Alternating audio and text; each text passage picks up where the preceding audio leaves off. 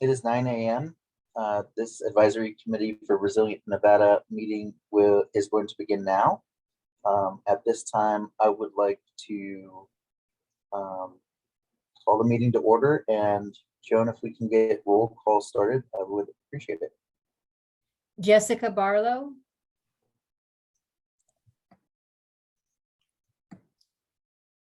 Good morning, everyone. I am present. I couldn't figure out where my mute button was. Brittany Collins Jefferson. Hello, present. Lenitra Grady. Ryan Gustafson.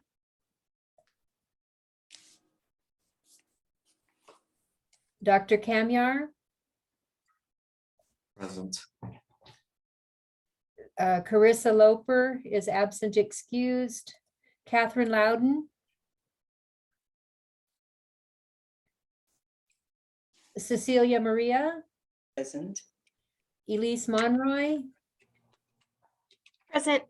Darcy Patterson. Present. Pauline Sala. Present. Chair Sanchez.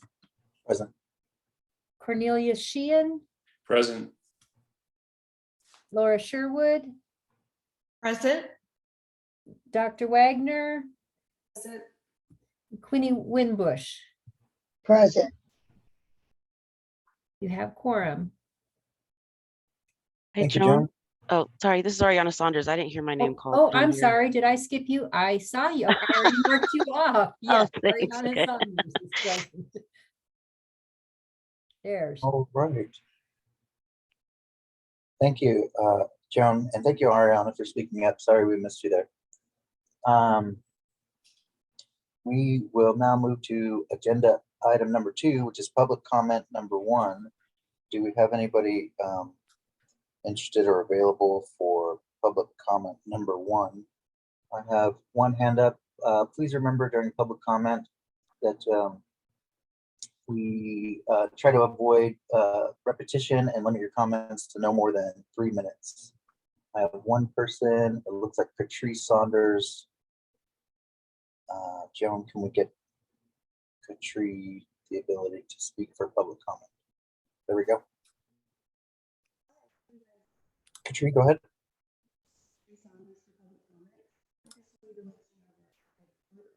I see that you're unmuted, but I can't hear you. Is anybody else having a problem with audio? Hello, can you hear me now? Yeah, there you are.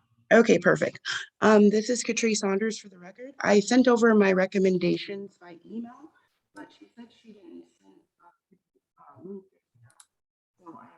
Katrina, you're cutting in and out. Like we lost your audio. We can hear you like kind of far off in the background, but it's not actually loud enough that we can understand what you're saying. We got the beginning part though, that you sent your recommendations over. Yes, thank you so much. Nothing yet. Can you hear me now? Yeah, I got you there at the end. Okay, perfect. I just wanted to let you know I forwarded over the recommendations.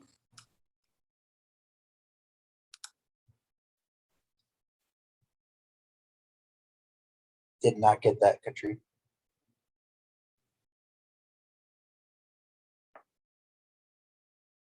Okay. Got you there. Okay, perfect. I just wanted to let you know that I did forward over the recommendations, and I just wanted to know if they received them. If you can read that. No, if they were received. Oh, Joan, did we receive those? Yes, I think we did. She mentioned earlier that she got something. Joan? Katrina, was that the not flyer, but the little the document that you sent about Resilient Nevada? Yes, there was like a little presentation that I sent Yes. over. Okay, yes, I did receive it. Thank you. Okay, perfect. Thank you so much. I really appreciate it. Great. Thank you, Katrina, for speaking up and let us know that you sent that over. I'm glad to hear that Joan received it. We will continue forward with public comment. Is there anyone else available or interested in public comment at this time?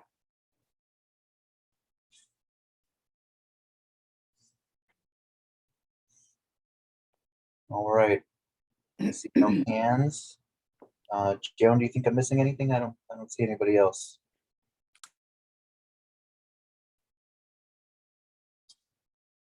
Okay. We are going to move forward with the meeting from agenda item number 2 to agenda item number 3, which is for possible action, approval of the minutes from June 8th, 2022's meeting. At our last meeting, Dr. Cantrell explained how Mercer used their objective tool to rank the recommendations and the ACRN recommendations that were forwarded to them for ranking. We discussed how members could best prepare for today's meeting by doing homework in reviewing and prioritizing the recommendations based on their areas of expertise. We got a list of 92 to begin with and a longer list afterwards. And again, I just wanted to remind the committee that these recommendations, what we're looking to do is prioritize them and denote that this committee would like to see allocations of funding for our prioritized list of recommendations. So we're not going to limit it to 10.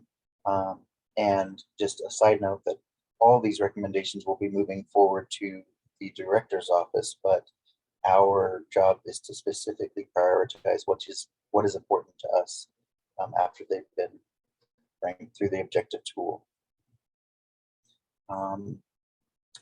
So I'm looking for a motion on the floor to approve the minutes from our last meeting. Cornelius Shan, I'll motion to approve. Thank you, Cornelius. Do I have a second? Jessica, I'll second. Thank you, Jessica. At this time, we'll take a vote to approve the minutes from our last meeting. All in favor, can I get an aye? Aye. Aye. All opposed, can I get a nay? And do we have any abstentions? Yes. Sanchez, this is Pauline Sala. I need to abstain. I was not present. Thank you, Pauline. Yes, same with me, Elise Monroy. I was also not present and will abstain. Thank you, Elise. At this time, we will approve the minutes from our last meeting as voted on by the committee. And we will move forward to agenda item number 4, which is going to be an update on opioid litigation settlement funds and the distribution of those funds by Assistant Attorney General Mark Krueger. Good morning. Good morning. Thank you, Chair. For the record, my name is Mark Krueger. I'm a Chief Deputy Attorney General. I have a presentation, so I'm going to go ahead and share my screen. Would that work for everyone? Yes. Please.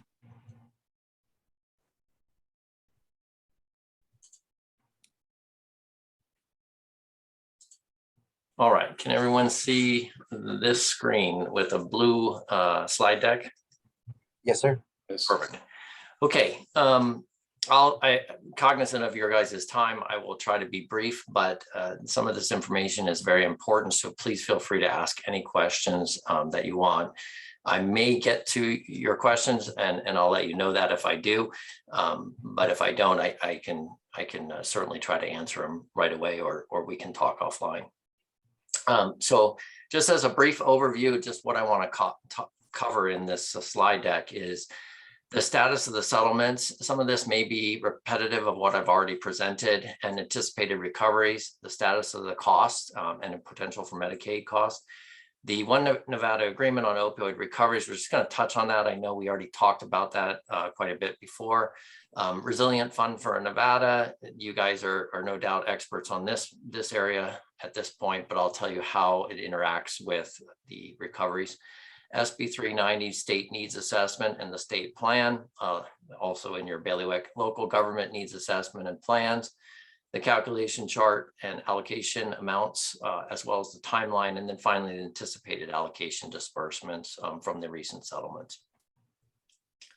So starting off as a recap, the Johnson & Johnson settlement was for 53 million and change. The distributor settlement with McKesson, Cardinal Health, and Amerisource Virgin is 231 million and change.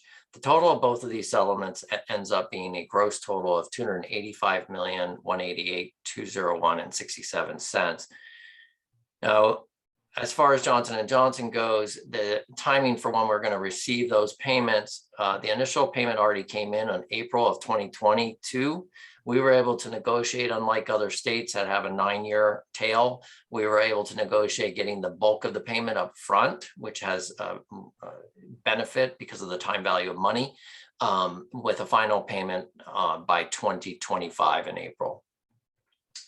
Just about 2.5 million, a little over dollars. For the distributor settlement, the amounts are 18 payments. Now that doesn't mean 18 years because we anticipate getting the first 2 payments very soon. The first one coming in June of this year and the second one in July of this year. The first 2 payments will be 20,298,596 and 69 cents. Now remember, these are gross payments. So let's talk about the One Nevada agreement a little bit, even though I've mentioned it before, it's worth going over again. The Nevada is, this agreement is between the state of Nevada and between every single county, whether litigating or not, and every litigating city in Nevada. It's an important agreement because it allocates the recoveries and allows us to obtain recoveries in any of these settlements, which is fantastic because we are able to participate and get the maximum amount of recovery. So the way a lot of these settlements are structured is you only get the maximum amount under the settlement is if you have all of your litigating entities sign off and agree to the settlement. This agreement already has that built in. It allows us to get all the sign-offs, which we did, and we therefore get the maximum amount. So that's really the huge importance of it.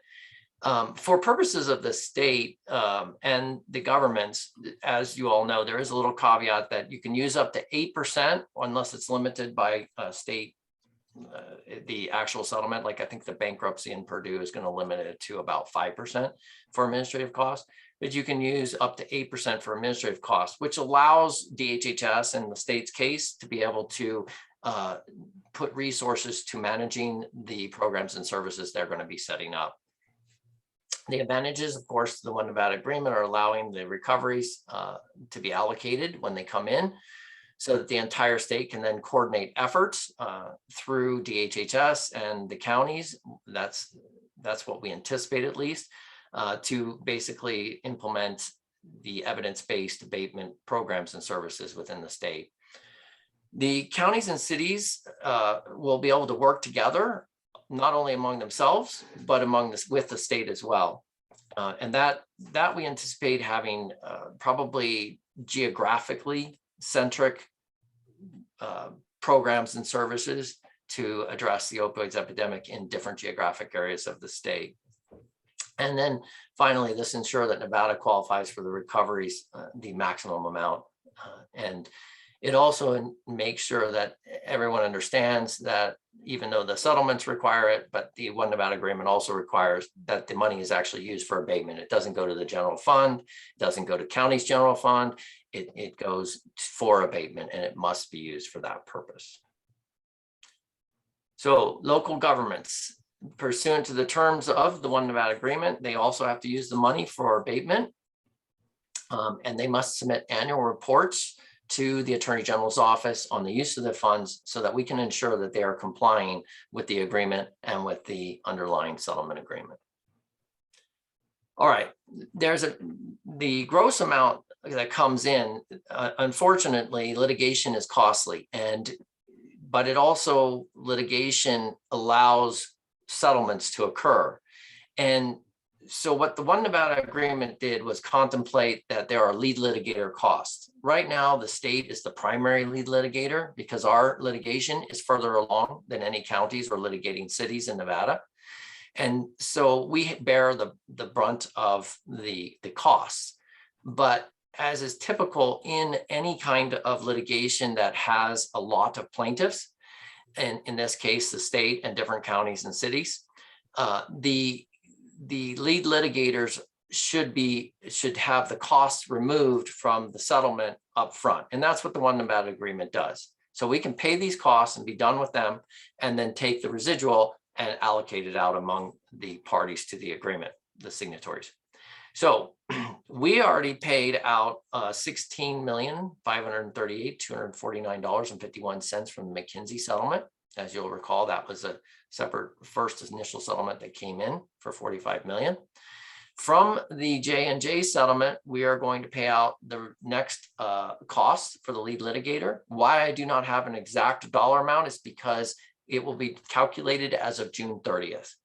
So June 30th, we'll close the books on that, reconcile everything, and make sure that we then make the lead litigator cost. What I've been told, though, is it absolutely will be approximately 10 million. It should be actually less. So the numbers that we're going to talk about later will probably go up just a little bit because those costs will go down. For the distributors then, because these settlements are done and costs will continue to accrue, but we will take them out of future settlements, the lead litigator costs for the second J&J distribution that we talked about earlier, that's coming in 2025, as well as all of the distributor settlement payments will be $0. So that means the maximum allocation comes in and gets allocated out among the signatories. I do want to make a note that this is all, of course, contingent upon CMS Medicaid costs not being deducted. Right now, we are still working with other states and federal delegates to see how we can manage the CMS Medicaid cost issue, which is the FMAP share. Mark, Yes. this is Elise. Is that CMS Medicaid litigation costs or like CMS Medicaid, like charges for care, like fee for service charges? No, in any Medicaid, in any case where you have damages in part that are built upon or rely upon Medicaid data, then the federal government wants to get, as part of its recovery, their share, their FMAP share for that Medicaid data damages. Okay, So, that makes sense. Thank you. yeah, no worries. But because it's all being used for abatement, we're hopeful that in working with the other states and our federal delegates that we can manage to keep those costs down to zero or limit them so that the money can then be maximized for abatement, and that's our hope. All right, the Resilient Fund for Nevada is a creature created by SB 390. It's the actual fund that was set up to ultimately house the state's portion of the allocated amounts for recoveries. And it is actually the account that is managed by the Department of Health and Human Services to fund the state plan. The state plan, as you know, is the document that decides, or the process by which the Department of Health and Human Services decides how much of the needs that are identified in the needs assessment to be able to prioritize funding for those needs. So we know we don't have enough money right now, at least, to abate this epidemic fully, but we have to start, and we have to use evidence-based services and programs. That's the importance of your task here, is to help guide DHHS in creating that needs assessment. And then DHHS will then manage the funds in the Resilient Fund for Nevada to be able to fund those needs and prioritize funding. They also have to update that, as you all know, every 3 years, both the plan and the needs assessment. So I guess I kind of jumped ahead of myself a little bit. And this slide covers exactly what we talked about, with the exception of what is anticipated by the Department of Health and Human Services is, and I've encouraged the counties and signatories to the One Nevada Agreement to try to work together to set up geographic-based or geographic-centric programs and services with the assistance, in some cases, of Department of Health and Human Services, to really get at abating and maximizing the dollars to abate the epidemic. And we'll talk a little bit more about that in a minute, but each one of these has to be updated every 3 years, as I said. So let's talk about the local governments and how that geographic attack, if you will, on the abatement works. So local governments they're not required by SB 390 or any other law to actually create a needs assessment or a local governmental plan. However, they're encouraged to do so. And what we have found is that by doing so, they will be able to work together with the state and other local governments, prioritize the funding, as I said, and maximize the use of the money for abatement.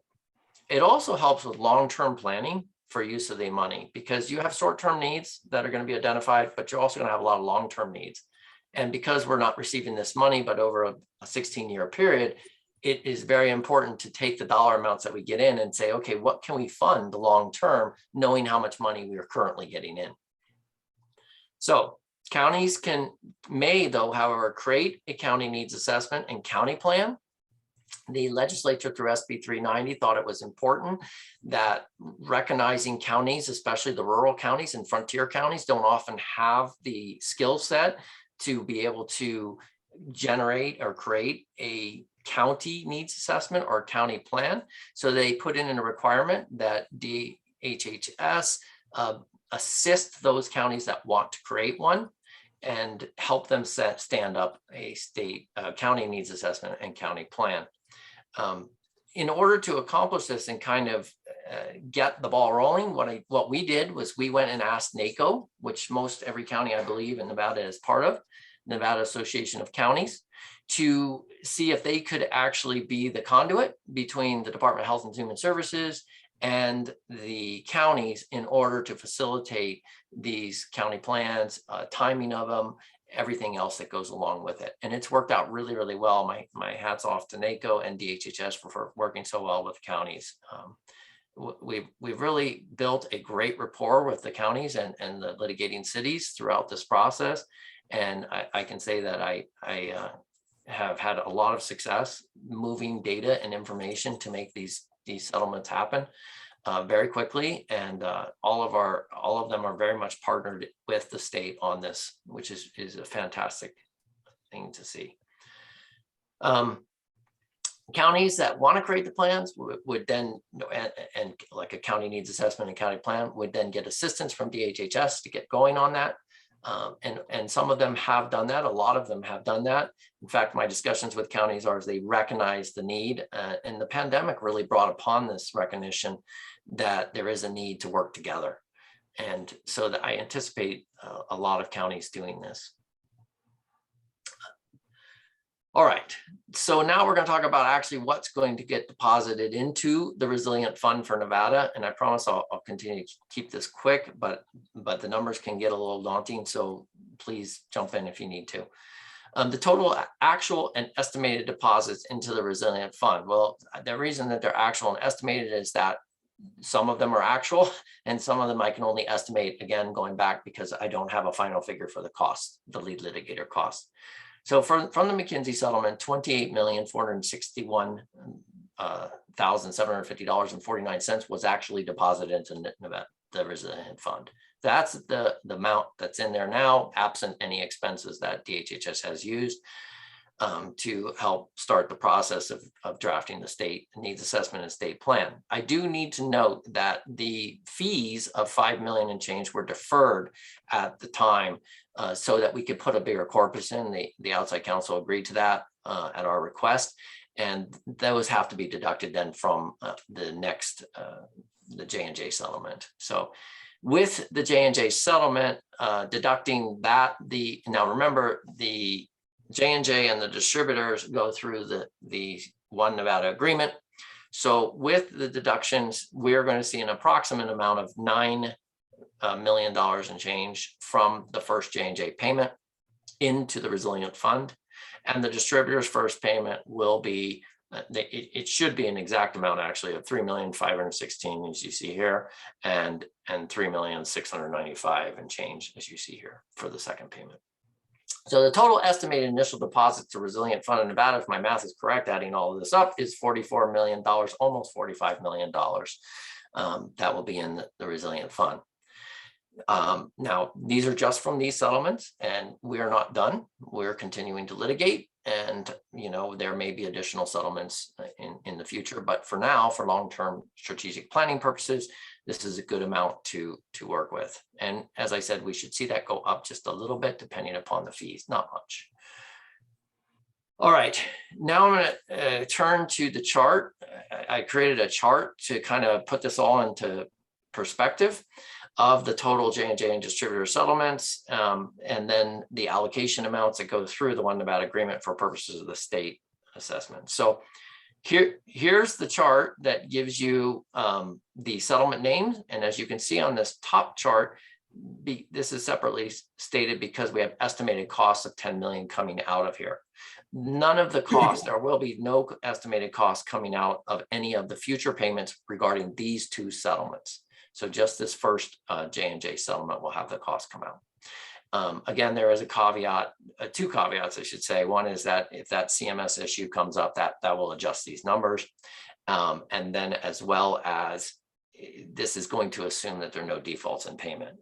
Because if there's a default in payment, then obviously that triggers a whole other problem. So, and you guys will be getting a copy of this, I believe, so you'll have it. And you can also contact me separately if you need it or ask any questions now. But it gives you the total amount of attorney's fees that pay out. You'll have to remember that the attorney fees that pay out on this for purposes of this chart, that incorporates the counties and cities whose attorney fees, even though their contracts are roughly 25%, were capped at 15% by the judge in the multi-district litigation out of the Eastern District of Ohio. So our fees are at 19% because the MDL judge has no jurisdiction over the state, and we negotiated a contract that was less than the 25% for purposes of these settlements. So I just wanted to keep that in mind. All right, I'm going to go ahead and flip it. We can always go back. The next chart that I want to provide to you is actually the state of Nevada's amount of that entire allocation dollars, so that you'll see how much comes in, what the attorney's fees are paying, and the kind of the time frame of what we anticipate getting. So in this particular chart, again, this is what's going to be actually on the right, the net allocation. And again, these are estimates because we don't have the exact dollar amounts yet, but these should be very, very close. Because they, other than the initial payment, the second ones don't have the cost coming out. So you're looking at approximately $97 million plus, so almost $98 million as a net allocation that's going to be going into the Resilient Fund for Nevada for the state of Nevada use to abate the opioids epidemic by the time we get to 2038 in July. So for long-term planning, I thought this chart might help your board as well as the other board and the Department of Health and Human Services try to utilize it for strategic long-term planning. So the last slide I have here is when do you expect the next payments to come in? And as I told you earlier, we're going to be figuring costs in June. I would say by the end of July, you'll see the first payments going into it. Remember, the McKinsey dollar amount already went in. Sometime in mid-July, we'll have the first J&J payment and the lead litigator cost figured out. I anticipate by sometime in mid-June, the first payment from the distributors to come in. And then by mid-July to end of July, the second distributor's payment to come in. With that, I'll take any other questions that you guys might have. I know I went through it rather rapidly, but I wanted to be mindful of your time, and I thank you all for the opportunity to present to your board today. Chair. Thank you, Mr. Krueger. I have Dr. Kamyar with his hand up for a question. Morning, Mark. Thanks for the presentation. Farzad here. Question, for these funds that are coming in, is there basically, I guess I'll equate it to, for regular people who do sort of financial planning for a retirement basis, where it looks at, here's the chunk of money you have, or for example, like lottery winners, right? well, I just got $100 million and in a year I'm broken in jail, right? Not that. The whole, this is what we're going to do. We're your fiduciary, we're your financial management experts. Here's what we can look at. Here's money that we can put away and it gains some sort of interest because it's in this fund. And then in perpetuity, you can allocate anything along those lines. Yeah, that's Department of Health and Human Services was by SB 390 was actually given the task of making sure that they do strategic long-term planning for the use of the money as it comes in. And we're, as I said, we're not done. We hope to get more in, but this is a good start for abatement. It has to be used for abatement, and the Fund for Resilient Nevada does earn interest. It is an interest-bearing account. Now, the amount of money is obviously important. The initial amounts that have come in are important for short-term strategic decision-making to decide, okay, what programs can we stand up? And then the long-term money that's anticipated to come in, then go for how can we fund those programs? But keep in mind, the reason for the needs assessment to be updated every 3 years is because those needs may change. And if we're successful in abating certain things in one area, then it may require the Department of Health and Human Services to say, hey, wait a minute, and your board to advise, wait a minute, this isn't working over here, but this other one is working. Let's move more resources this way. So I think to answer your question, it's both short-term and long-term, but yes, the fiduciary duties are on DHHS to do exactly what you described. And there is interest on the account, and it doesn't go to the general fund. Okay. And I guess, do you have any idea what that long-term time period is? Like, are we looking at 20 years to continually provide funds for whatever the needs assessment and whatever the agreed upon sort of recommendations, et cetera, are? The funds are determined by how much money we recover. So in this particular settlement with the distributors, the funds are paid out over 18 payments, which works out to roughly 16 years. So by July of 2038, we're going to get the last amount with the net allocation of roughly $4.5 million. So every year it's roughly $4 million, 4.5 to 4.6 million that's coming in. The first few years, it's only $3.5 million, the first two payments. But that's kind of what DHHS has to look for, and why I built that chart. That doesn't mean there aren't going to be additional funds. Sure, yeah, that could come in. Okay, awesome. Thank you.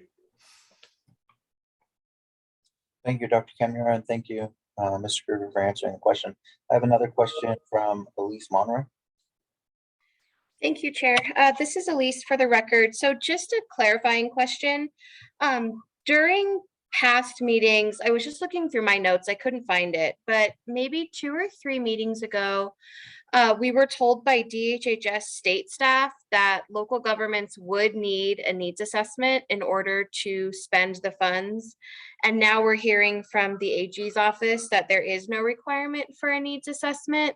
So I just want to understand, and just want the record to be reflected, why, what has changed or why things have changed.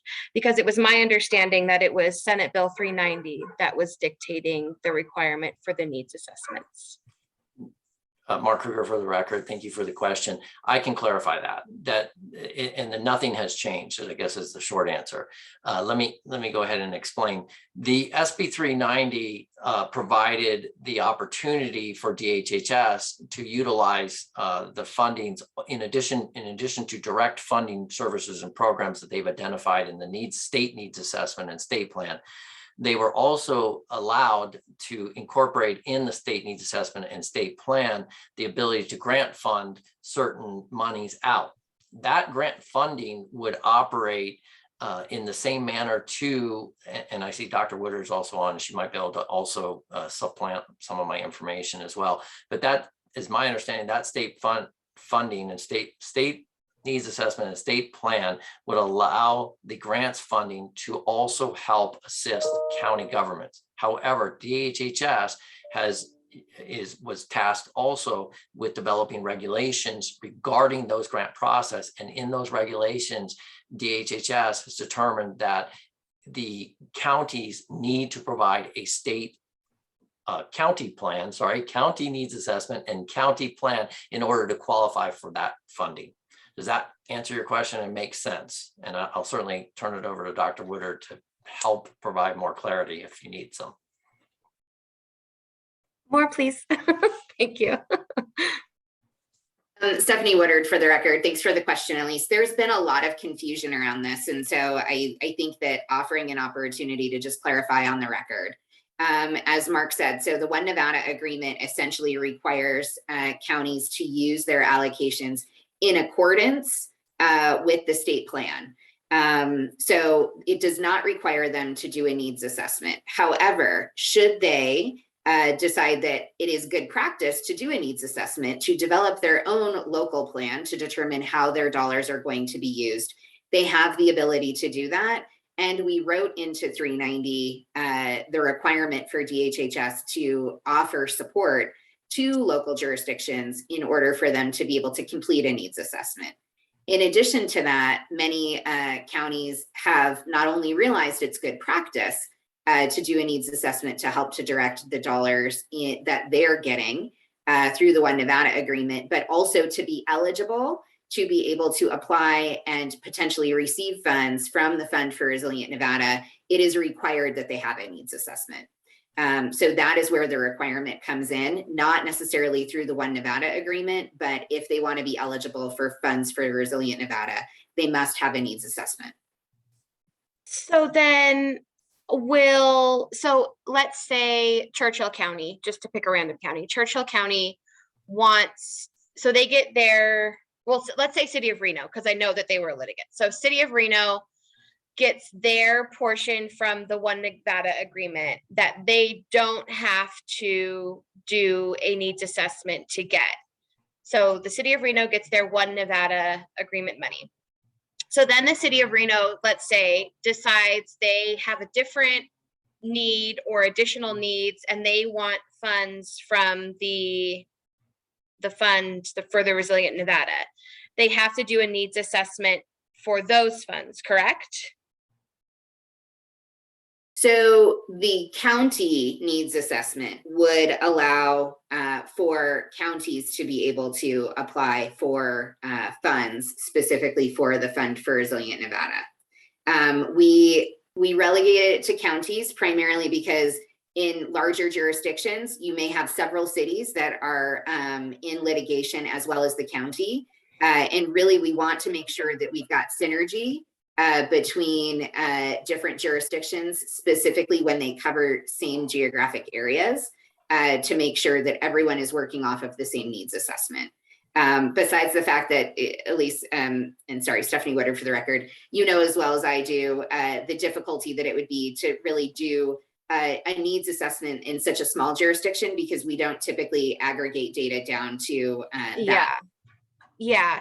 So then, okay, so just one more clarifying question. So if the counties that have litigating communities within them want funds from the resilience fund, they would need to do a needs assessment. But like, let's say, well, I guess that would be what the RFP process. So I guess I'm struggling to understand. So counties are going to be required. I guess I just don't understand this. I'm sorry. Maybe somebody else has a better handle on it. I guess it's just confusing to me. Can I jump in and say what I think it is, but then you can tell me I'm wrong, or you can clarify? I think it is all the counties that are part of the one agreement are going to get their share of the money. If they complete a needs assessment, they can request funds from the Fund for Resilient Nevada to like supplement. Is that right? Close? So Stephanie Woodard for the record, I think the word request may not be fitting here because essentially the Advisory Committee for Resilient Nevada will be making recommendations to the Department of Health and Human Services on the allocation of funding through the Fund for Resilient Nevada. This body, in addition to several other organizations, including governmental agencies, have been surveyed on their recommendations for the allocation of funds. All of that will be taken into consideration as the department determines their allocation for funding strategy. So because local jurisdictions are receiving their own funds, DHHS is really charged with primarily initially addressing the needs at the state level, because there are a number of statewide needs. If there is additional funding that is available and the interventions are appropriate to push out to either local jurisdictions or to community organizations and providers, then we will be moving to a process where we would allow counties to apply for those funds and or local community providers and organizations to move through a competitive process to also bid for some of those funds. So it's a multi-step process with the primary initial funding really being targeted to statewide strategies, which are very in line with many of the recommendations that this committee has been able to put forward. Police committee, how do you feel about that? Confusion still, more on track with what's going on? I feel good from the last statement by Dr. Woodard. Anybody else? So this is Elise. So I think it makes more sense to me. I guess I'm just thinking about like, so what happens, let's say, if there's a hospital system, like let's just make up a random, healthcare hospital system in Nevada. Their, NICU is being hit with babies that are born polysubstance exposed. They have a huge need. And this hospital system says, we need $1 million for whatever they need to provide support for mom and baby. So they come to the state and then they say, hey, state, this is our need. And we saw this was a priority in the state plan. How does that hospital system get funded? Like, are they going to be asked to do a needs assessment? Like, I guess I'm just trying to understand, because I guess I just am trying to think about how people or agencies, counties are going to tap into this fund. So Chair, if I may, Stephanie Woodard for the record. So Elise, the way that we had structured this was very similar to the way that we structure all of the federal funding that we receive from the federal government. So if anybody is familiar with writing a federal grant, it is based on needs and then a plan for how to allocate the funding. And then when you have identified those needs, then you typically push out funding opportunities. So it wouldn't be that these needs are going to continue to percolate up from the community and then the funds are going to somehow sort of shapeshift to be able to meet those needs. That is this process right now.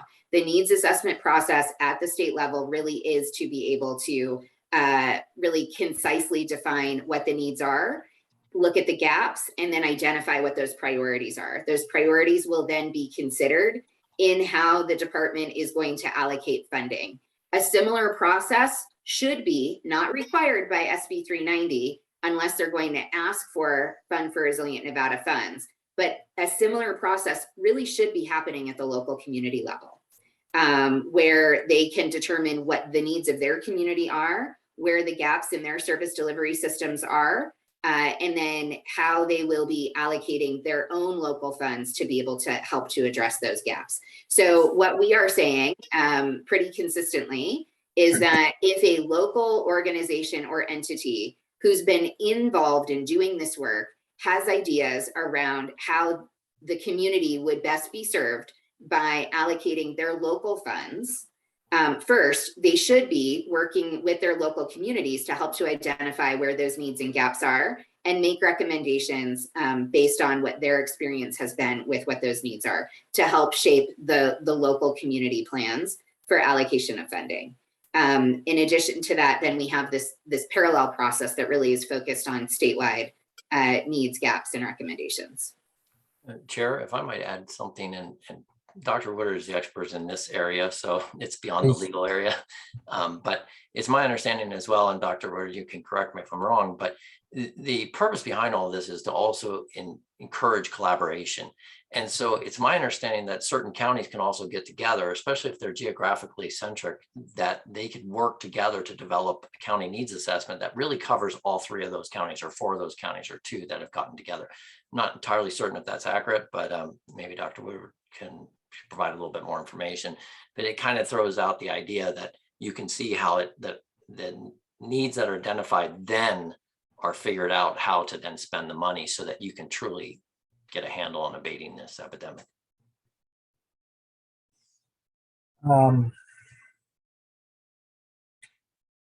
Dr.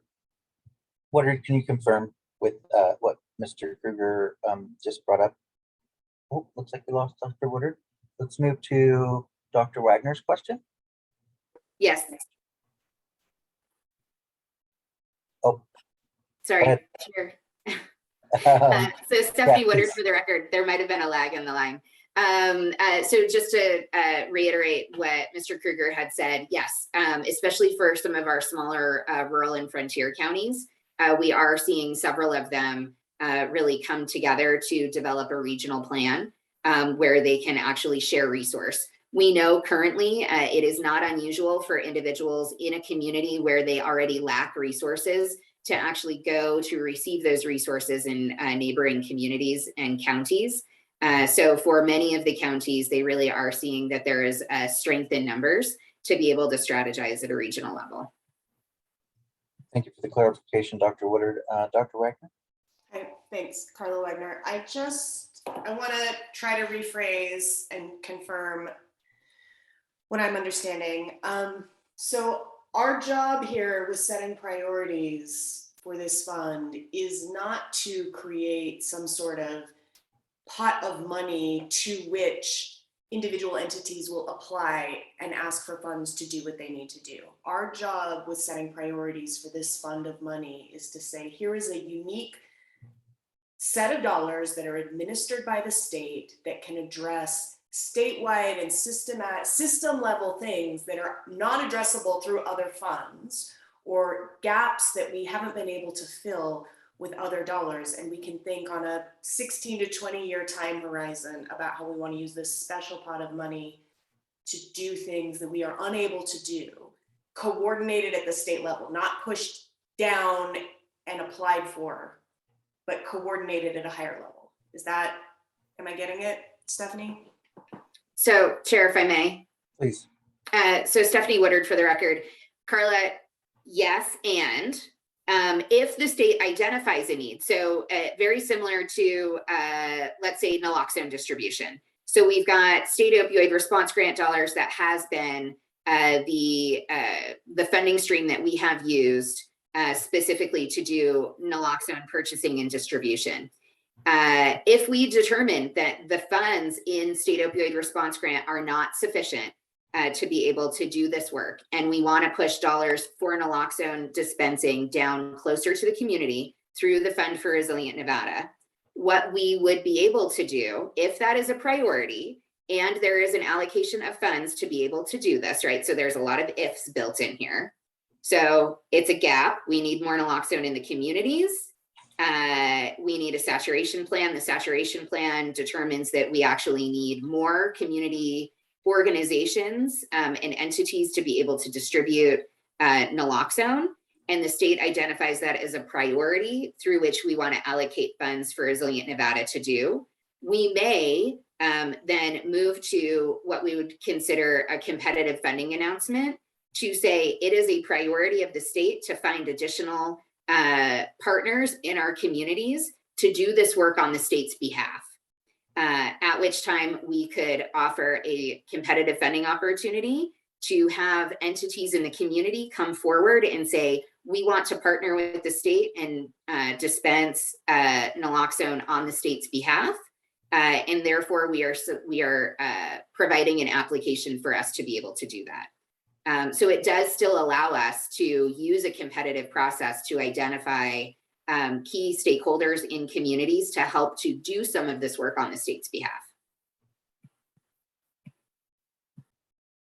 Thank you for your question, Dr. Wagner, and thank you for your clarification, Dr. Woodard. It sounds it seems to be cleared up for me. I seem to have a more thorough understanding of what the process looks like as the state develops their plan and as we give our recommendations for the allocation of funding to the state. Does anybody else have any questions for Mr. Krueger, or does anybody else need any kind of clarification on the process of presentation that Mr. Krueger has brought to us today?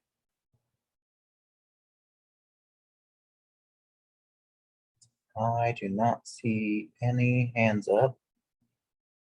Again, thank you for coming and presenting to us today, Mr. Krueger.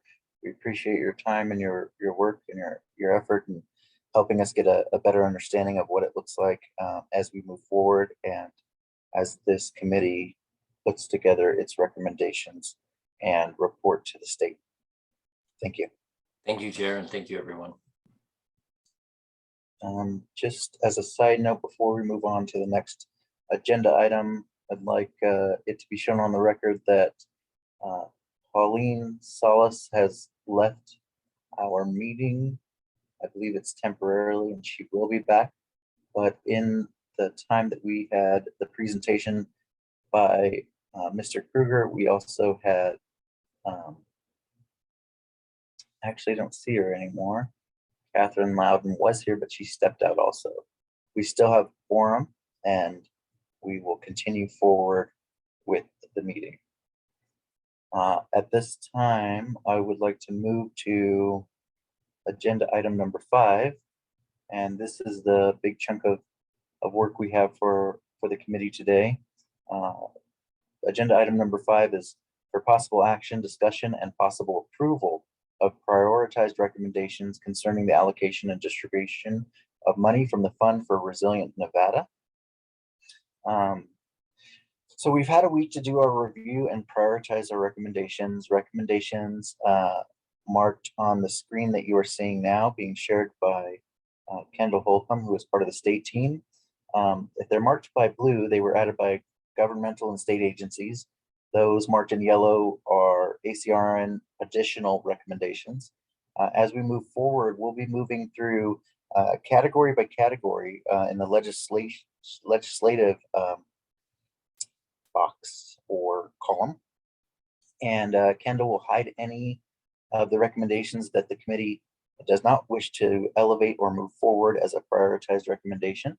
And she will be marking those that we agree upon and accept in green. We'll go through them by legislative category, as I said. Oops. And all of the recommendations will be included in the needs assessment for the state plan. So this maybe just a tiny bit.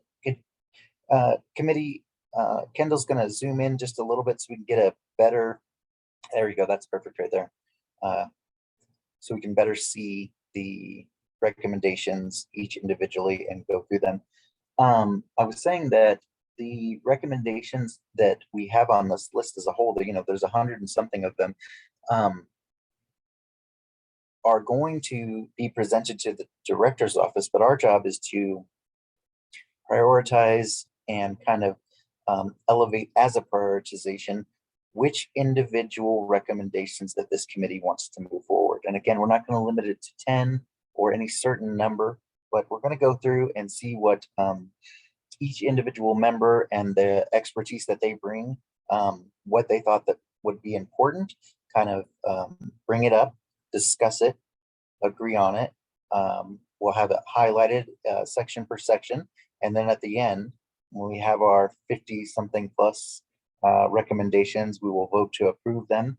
Then they will be added to our committee report that will go to the director's office, and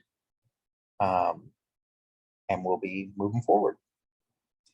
As Cornelius mentioned in the last meeting, members will be, we will be depending on members' expertise of subject matter experts for the recommendations that some of us don't have any understanding of or any idea about. So we'll really need you to speak up and make sure to mention what is important to you.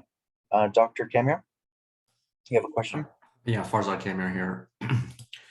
A question that I have in regards to prioritization of these recommendations and then ultimately funds that support them. Is it a one-to-one? Is it going to be a huge pool? Let's say that by the end of today, we've come up with 25 prioritized recommendations. And then the available pool for the first year, second, whatever, is $10 million. Does that mean that priority 1 is going to get 7 million allocated and priority 2 is going to get 2 million and then et cetera down the line? So I'm just trying to figure out what is sort of the purpose of prioritization. Is it going to be on the tail end? They're going to say, well, there's only really funds for the top 5. So anything else will be on the back burner until more funds come in. That part I'm a little wishy-washy on. So I'm not sure if I have a perfect answer for you, Dr. Camera, but my understanding is that when it comes to like direct amounts of funding and prioritization of individual recommendations, it's not that if we say number 58 is our number 1 recommendation, that we put that on our report and it goes to the director's office, and then the director's office says, oh, the ACRN said number 58 is number 1, so we're going to make sure that number 1 has X amount of dollars compared to the recommendation number 25. But I could use some help with that because my understanding is that we will make our recommendations and they will be rated. And even though they're rated a certain number, and let's say it's a high number, which means that it's rated well and it's going to do good and it's going to it's considered to fill a gap and also target the allocation of funds in an important and meaningful way. When it goes to the director's office, I'm sorry. Let me roll back a little bit. If it's rated high, but we feel, or if it's rated low and we feel it needs to be included as a prioritized recommendation, and then it goes to the director's office, I don't think that the director's office is going to say, oh, the ACRN said number 1, 2, and 3 are the most important, so let's allocate X amount of dollars. I think that this is very similar to the rest of the agencies that are contributing recommendations, that it is for the state or the director's office to take it into consideration and develop their plan. So it's not going to necessarily have an X amount of dollars compared to the 25th recommendation. Dr. Woodard, can you help elaborate, please? Sure. So there are actually 2 goals for the ACRN. And the first is the recommendations as it relates to the state's needs assessments. And then also feedback on the state plan. So the way that the process is planning, we are planning to have the process work, is that the ACRN at this point is going to be sending recommendations to the director's office for what the ACRN sees as their priorities for consideration in the allocation of funding. And that can be articulated in a number of different ways. So you could do a rank order list.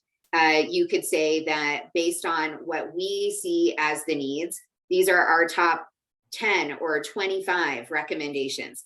It does not negate all of the other recommendations that have been generated out of the needs assessment, as well as through other governmental agencies that have also provided recommendations. But this is the ACRN's opportunity to really elevate the recommendations that this body would like to see prioritized for allocation of the funds for Resilient Nevada. But to your point, Dr. Kamyar, we already know the needs of the state are going to exceed what we have available funding for. One of the reasons that we had Mr. Krueger from the Attorney General's office come to show everyone really what the account will be taking in over the next 16 years is to help everyone really orient to the fact that in July, we will have approximately $44 million in that account. And we have a very tough job ahead of us to be able to budget those dollars accordingly so that we don't stand up a bunch of programs only to have to dismantle them 2, 3, 5 years down the road because we didn't project out a budget sufficient enough to sustain what we are doing. So just for sake of comparison, if we were to take those funds and break them down over maybe the course of 5 years, we're looking at less allocation per year for the funds for Resilient Nevada than we have annually for our state opioid response grant. So we have to be incredibly wise around how we use these dollars, which is one of the reasons why, as we move to the state plan, so that's the second phase, as we move to the state plan, we will be mapping all of the highest priority recommendations for allocations of funds to allowable funding streams, not only the Fund for Resilient Nevada. So for example, there are a lot of different activities that we can fund out of different federal funding streams. We want to maximize those to the degree possible to really effectuate the change that you are all collectively seeing is needed. And if we can use those dollars effectively in that way, then we lessen the fiscal burden on the Fund for Resilient Nevada and really truly use the Fund for Resilient Nevada to meet where we have gaps in funding.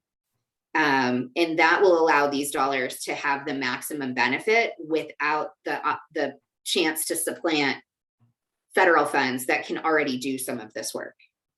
So that's sort of the next phase. At this point, really what we're seeking are the recommendations from this body on where you see the highest priorities being, so that they can be taken into consideration as we're developing the state plan and looking to allocate funding. Okay, Farzad here. So then for the purposes of this activity, should we be thinking about the recommendations from a rank order perspective, or here's the 20? At this point, I think we're going for here's the 20. Okay. In subsequent meetings, especially as we get to state plan, I think rank order is totally reasonable. But at this point, we really just want to consolidate a list, because again, all of the recommendations will be included in the needs assessment. What we're really looking for is from this group of subject matter experts, where do you see the greatest need for us to focus some of our energies? That being said, as I went through the list of recommendations, there are many that absolutely could benefit from an allocation of funding. So the job is not easy to be able to consolidate, but we also don't have a predetermined number. And there are other choice points, I think, for this body to consider, which could include recommendations for how you would like to see the allocation of funding be considered and distributed. You can also say that we agree with 90% of the recommendations that have been put forward. However, we choose to elevate a certain number of recommendations. So just because you elevate something doesn't negate the fact that, because you don't elevate something doesn't negate the fact that it isn't actually an identified gap and need, and that a recommendation is realistic and viable. Thank you. Thank you, Dr. Kamier, for your question. And again, thank you, Dr. Woodard, for your clarification. Dr. Wagner? Hi, thank you, Carla Wagner, for the record. Chair, I don't want to step on toes here at all, but I'm just wondering about our plan, because we have 12 people on the committee and 92 recommendations, and we're already an hour into our meetings. So I'm wondering if there's a way to kind of focus our task a little bit here by maybe reaching consensus on the ones that we all want to eliminate from this list, or focusing our work on the ones that we all identified as very high priority, rather than going one by one and discussing every one, which I think is going to take us so many hours.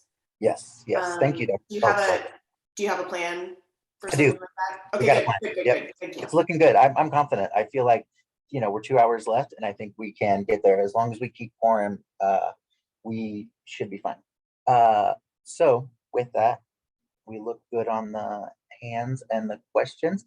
I just want to add, I know this is going to take a little bit more time, but just so that the committee is aware, because it's important, any unrated priorities, recommendations that have been submitted in the last week or so that haven't had a chance to go through the objective tool will be marked as unrated, but it doesn't mean that they won't be rated at some point. And if it is a priority for somebody that works in a specific wheelhouse that the rest of us don't have too much information about, we can include that in our list of elevated priorities or recommendations. I'm sorry. We're gonna go through them by legislative category. And once we identified the committee's priorities, we'll vote to approve them as a whole. So we're not going to go through them individually. We'll go through them categorically, and then once we've agreed upon them, we will vote upon them as a list, as a grouping.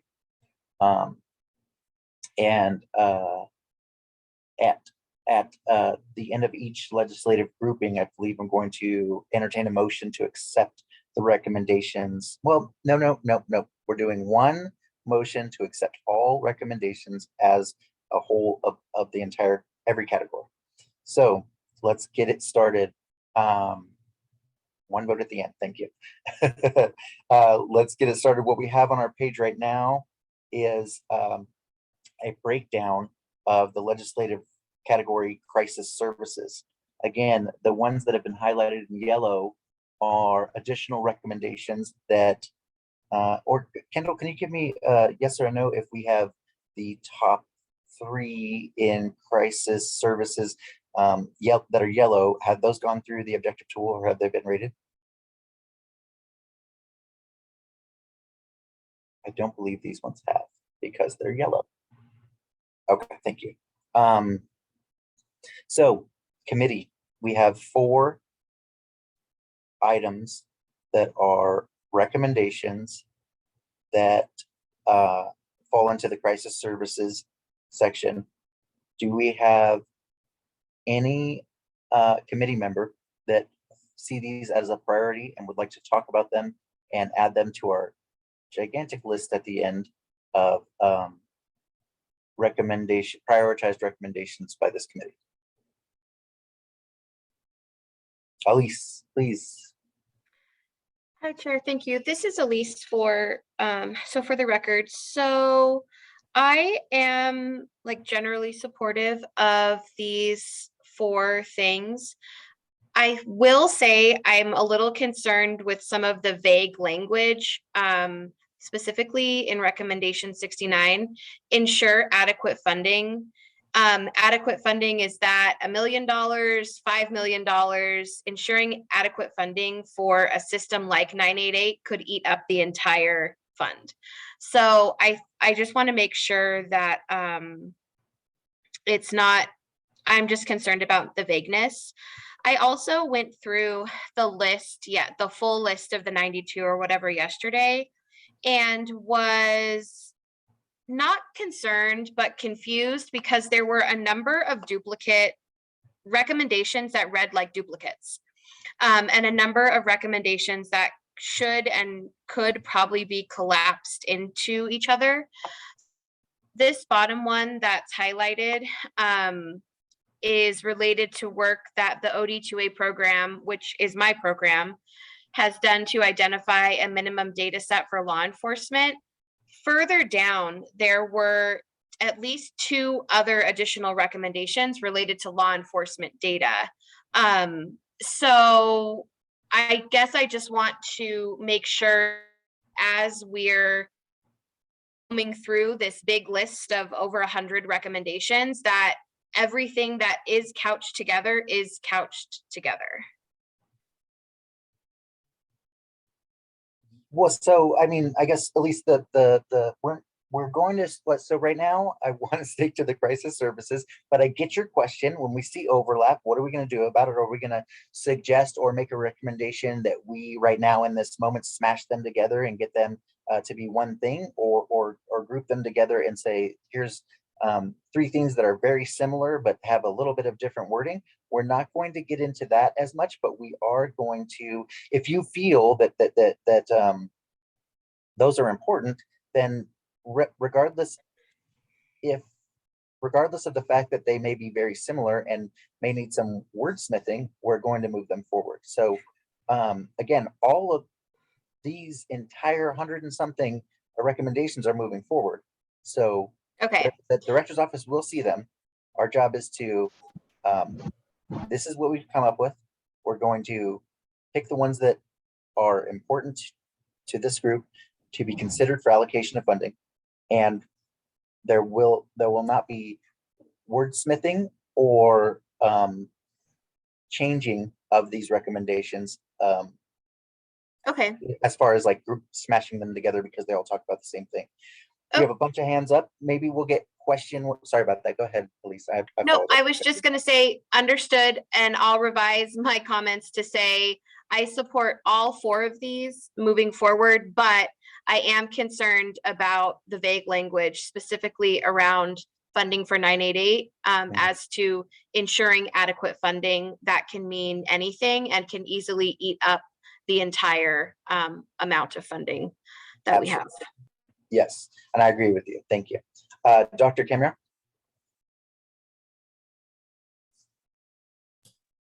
Yeah, I'm Farzad here.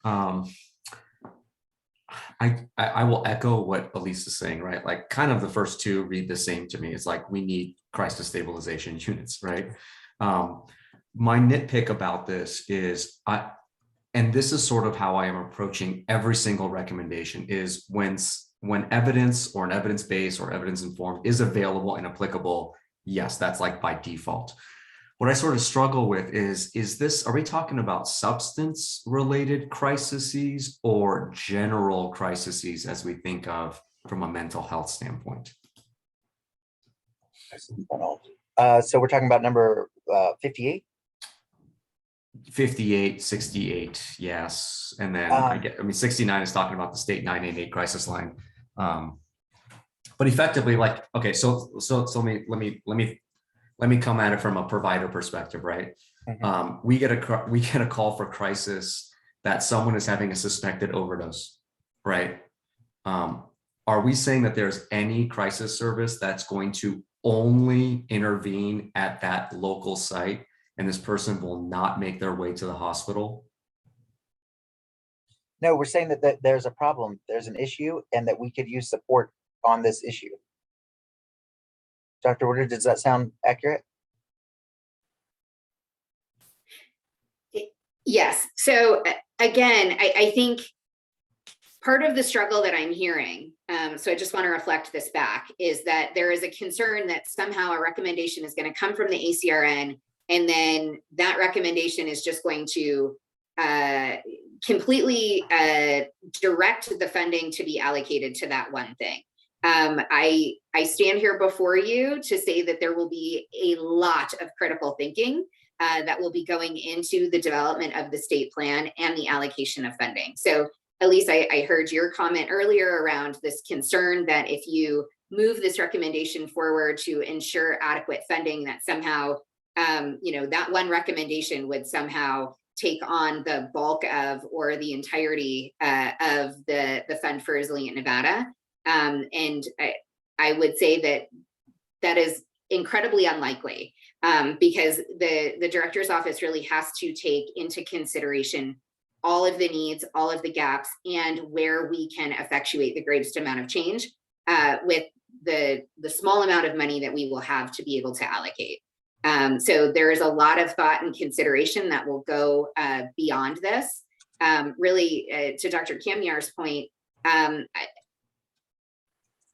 it would be very difficult, I think, for this group to hinge moving forward with any recommendation with some kind of determination of how much funding we would be allocating towards this. At this point, really, this is a stepwise process, and the step that we're in this process is really to have deliberation for this group to reach consensus to say, all of these recommendations are going to move forward. Which are the ones that the ACRN wants to see really given extra consideration based on your knowledge, education, training, experience, because you see in your work day in and day out that these are some of the most critical gaps.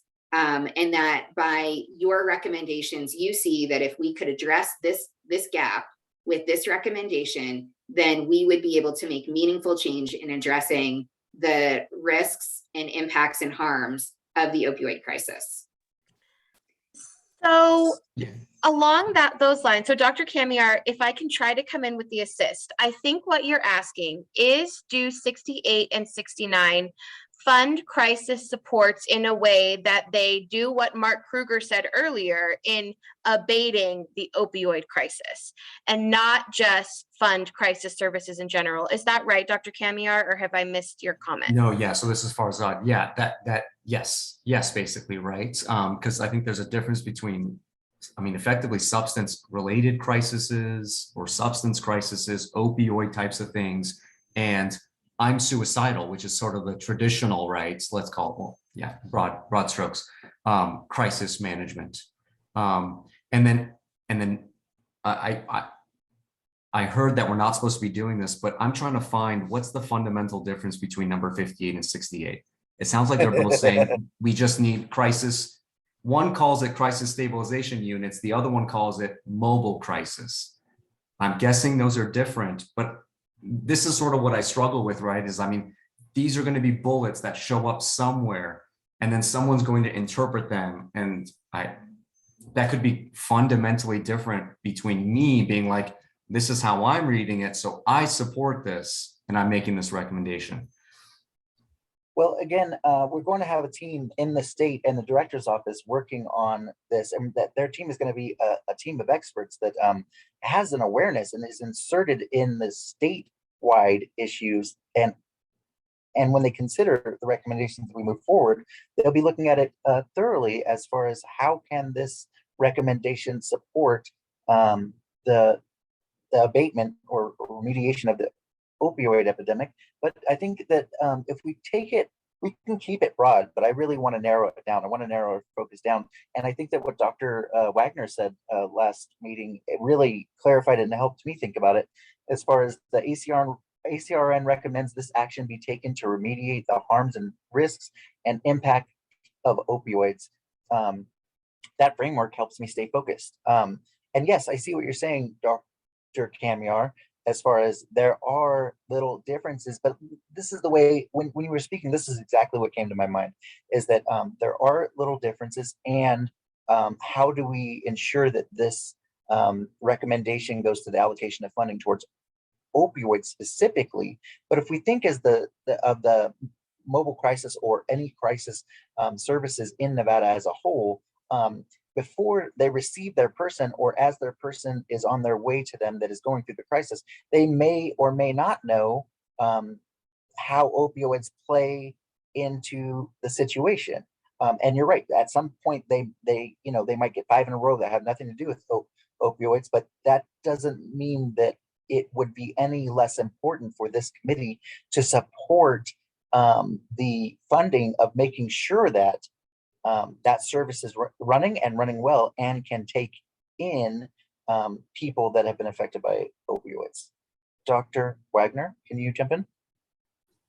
I'm wondering, Carla Wagner for the record, I'm wondering if I can make a process suggestion. And I just want to make a comment that I am acutely aware that there's about 5 of us who have been talking and about 7 or 8 other folks whose voices we don't hear very often. And I want to make sure that everybody gets a chance to put their opinions in here. So when I looked at these recommendations, I used kind of a 1, 2, 3 ranking system. And I went through every single one and said, yes, definitely, maybe, no.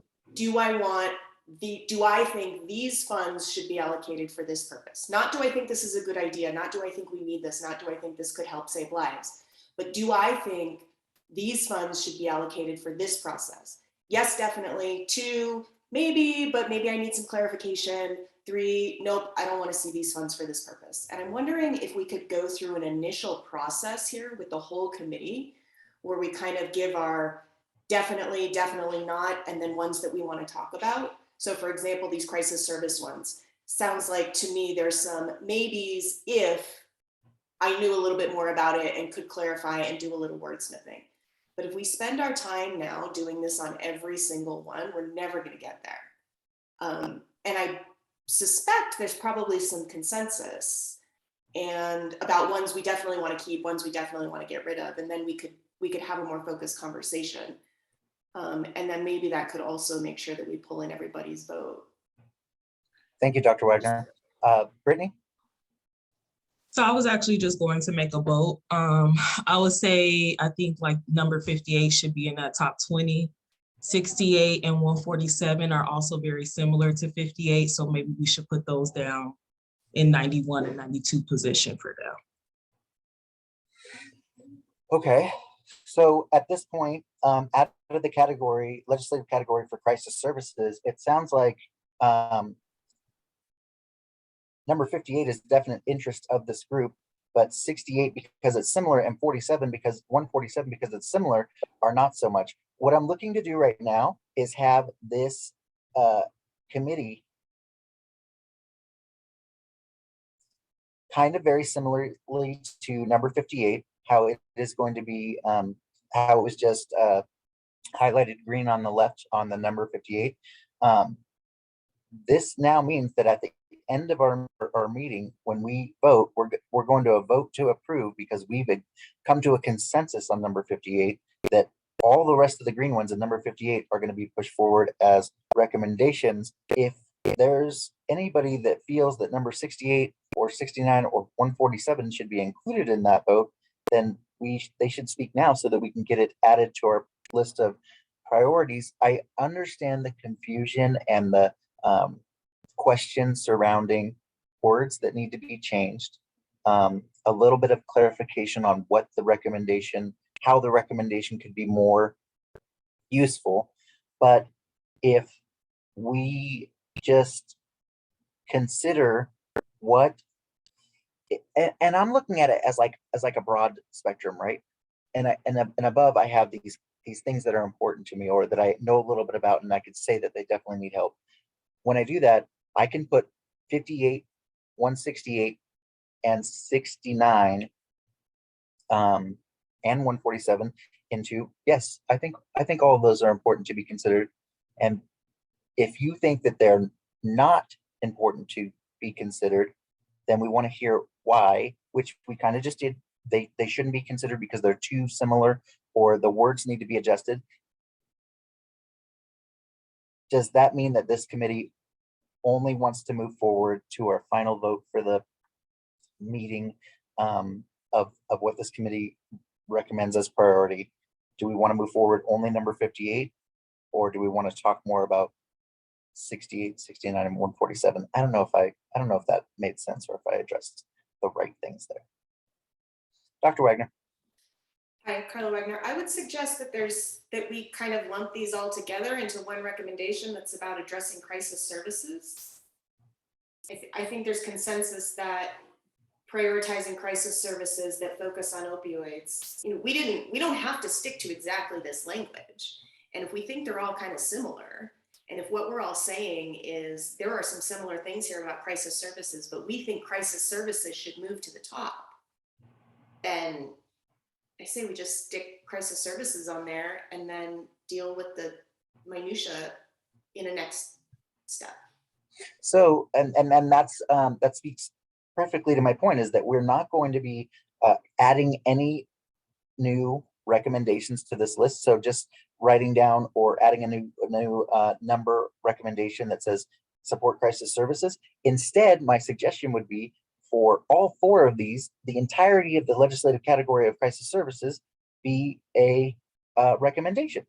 And so if, and that's what I'm trying to aim the group towards, is if there's something in these four that you see as, not important, nope, I don't think we should recommend that, it's not a priority, then that's where I need you to speak up so that I can have Kendall remove it, and it's not going to be deleted or anything. It'll just be hidden from us, and the rest of them will be highlighted green so that we can move them forward.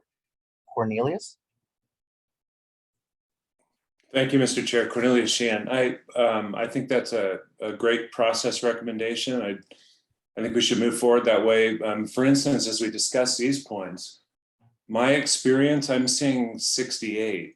It's got language in it and it's got an intent that's really distinct from 58, or at least a part of 58, but in a distinct way. So I think what you're describing helps get to that sort of lumping that you just talked about as crisis services, bringing all those forward and then parsing the language later. So I think it's a great suggestion for it. Thank you. Yes, thank you, Cornelius, for making that comment. And again, so when this gets to the director's office isn't going to say, well, ACRN said number 58 and 68 are important, so now we're going to use that exact wording, and we're only going to give money to that exact thing because those were their number 1 and number 2 priorities. No, they're going to see our priorities. They're going to see the recommendations. They're going to break it down and find out where it's going to fit in and decide where the funds go. So our job is to give them our best version of what is a priority, and these recommendations are going to be considered by the director's office for funding. So, and that's going to be with a bunch of other groups submitting their prioritized recommendations. So I think that this first one was meant to be this way. We're supposed to talk about it. We're supposed to have a little confusion. I think maybe even we're supposed to have a little doubt as we move forward, and hopefully it can be cleared up as we go through the next couple legislative categories, because if you think about it, there's over 150 recommendations and we have just looked at 4. So when we get to the next big ones, I don't think it's going to be the same to where the group feels that these are important and should be moved forward. And at this point, I'd like to know if the committee is comfortable with turning number 69 and number 147 into green prioritized recommendations by this committee, regardless of the specific nature of the language, but of the generalized intent of the recommendation. Cornelius. I am, Mr. Chair, and answering a question, Cornelius Shan again. And then also, if I could really quickly, I'm assuming there'll be a process when these are at the level being considered by state experts and giving prioritization that any of us, if we had, wanted to emphasize language, parse things out, or somewhat have a voice in that process, I suppose could. Maybe Dr. Woodard?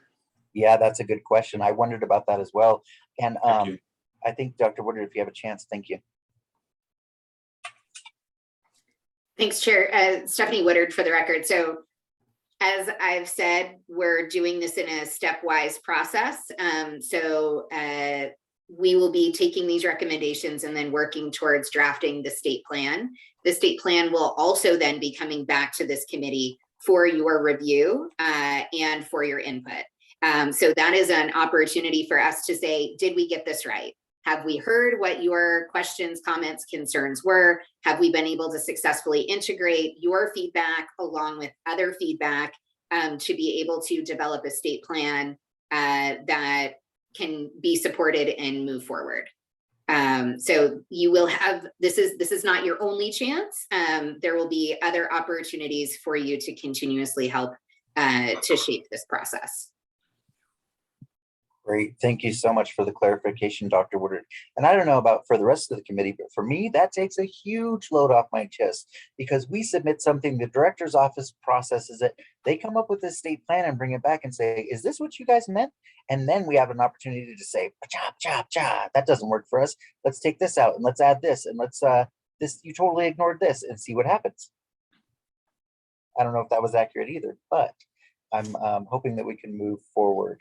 One more time, does anybody in the committee feel that number 69 and 147 are something that should be moved forward as a prioritized recommendation from this committee? I just want to say that on my personal list, I have 58, 69, and 68 and 147 all highlighted as important and should move forward. If somebody disagrees or if somebody agrees, I would like to hear about it at this time. Cornelius. Thanks again, Mr. Chair. Cornelius Sheehan. I'm just wondering from a process standpoint, if do you want to get sort of like a thumb up, thumb down kind of thing? You know what I mean? Something that we might use the Zoom tools to expedite the process as far as feedback. Honestly, Cornelius, I'm going to ask if anybody has support, and if they say something, then we'll talk about it. I'm going to ask for somebody who I guess I do need a consensus. So yes, we'll need, how will we get verbal consensus? I need a verbal consensus. I guess a consensus is kind of difficult if we don't have a voice of half of the committee. So I guess at this point, I'd like to ask that the committee members, if available, to turn on your cameras and if available, speak up so that we can get a verbal confirmation of I agree or I disagree, so that we can move forward through this process. And I know there's going to be a lot of bumping into, but I think that that is going to be the best we have moving forward. And here's another version. I will say, Kendall, can you highlight number 69 and 147? If at that point you hear me ask for something to be highlighted, which means that it is it'll be voted on to be approved as a priority recommendation from this committee, and you don't agree, I would definitely ask that you speak up at that time, unmute yourself and say, Mr. Chair, before you highlight that X, Y, and Z. It seems like we have process moving a little bit forward, and I have Quinny Winbush with her hand up. Yes, hi. Thank you, Chair. My name's Courtney, and I just wanted to get clarification where it says on 147, implement mobile crisis teams with harm reduction training and naloxone leave behind. What is that part leave behind? Sorry, go ahead. No, you're fine. Oh, go ahead. Okay. I was going to say that currently we have mobile crisis teams out in many of the communities, but I believe that some of them don't have them. I think the important part about this one, and again, we're going to think of it in a broad aspect, that these mobile crisis teams most likely need some support with harm reduction training and maybe a better understanding, because I know for me, I can always use a better understanding of harm reduction and what that looks like. But I think the naloxone leave behind is a program or process where mobile crisis teams that are out in the public, when they come across a community member that has or is suffering from opioid use disorder or some type of opioid issue, that the mobile crisis teams that are out in the public are able to leave behind naloxone packages, or basically distribute naloxone in the moment. Okay, got it. I was just thinking that. Great. Right. The way you explained it, it makes sense. But the way I was looking at it, it looked like you were saying that you're not going to take the naloxone with you when you're going out on the crisis call. Yes. So yes, I just thank wanted, you. I just wanted clarification. Thank you. Appreciate it. And that brings to point Dr. Kamyar's point, where he said that, if I read it, it means one thing. If somebody else reads it, it means another. We don't have the time or energy to wordsmith every one of these to get them clear to the person who will be receiving them in the director's office. But I think that the intent and the expertise that the people who will be working on this is clear. It's not going to be questionable. And when it comes back to us with the plan, the state plan, we will have an opportunity to question and comment. So this is the final call for the 4 recommendations listed under crisis services as a legislative category to move forward as our prioritized recommendations. We're not going to vote at this time, but they will be included in the final vote. Does anybody have any comment, or does anybody have a problem with any of these, or a question or a concern?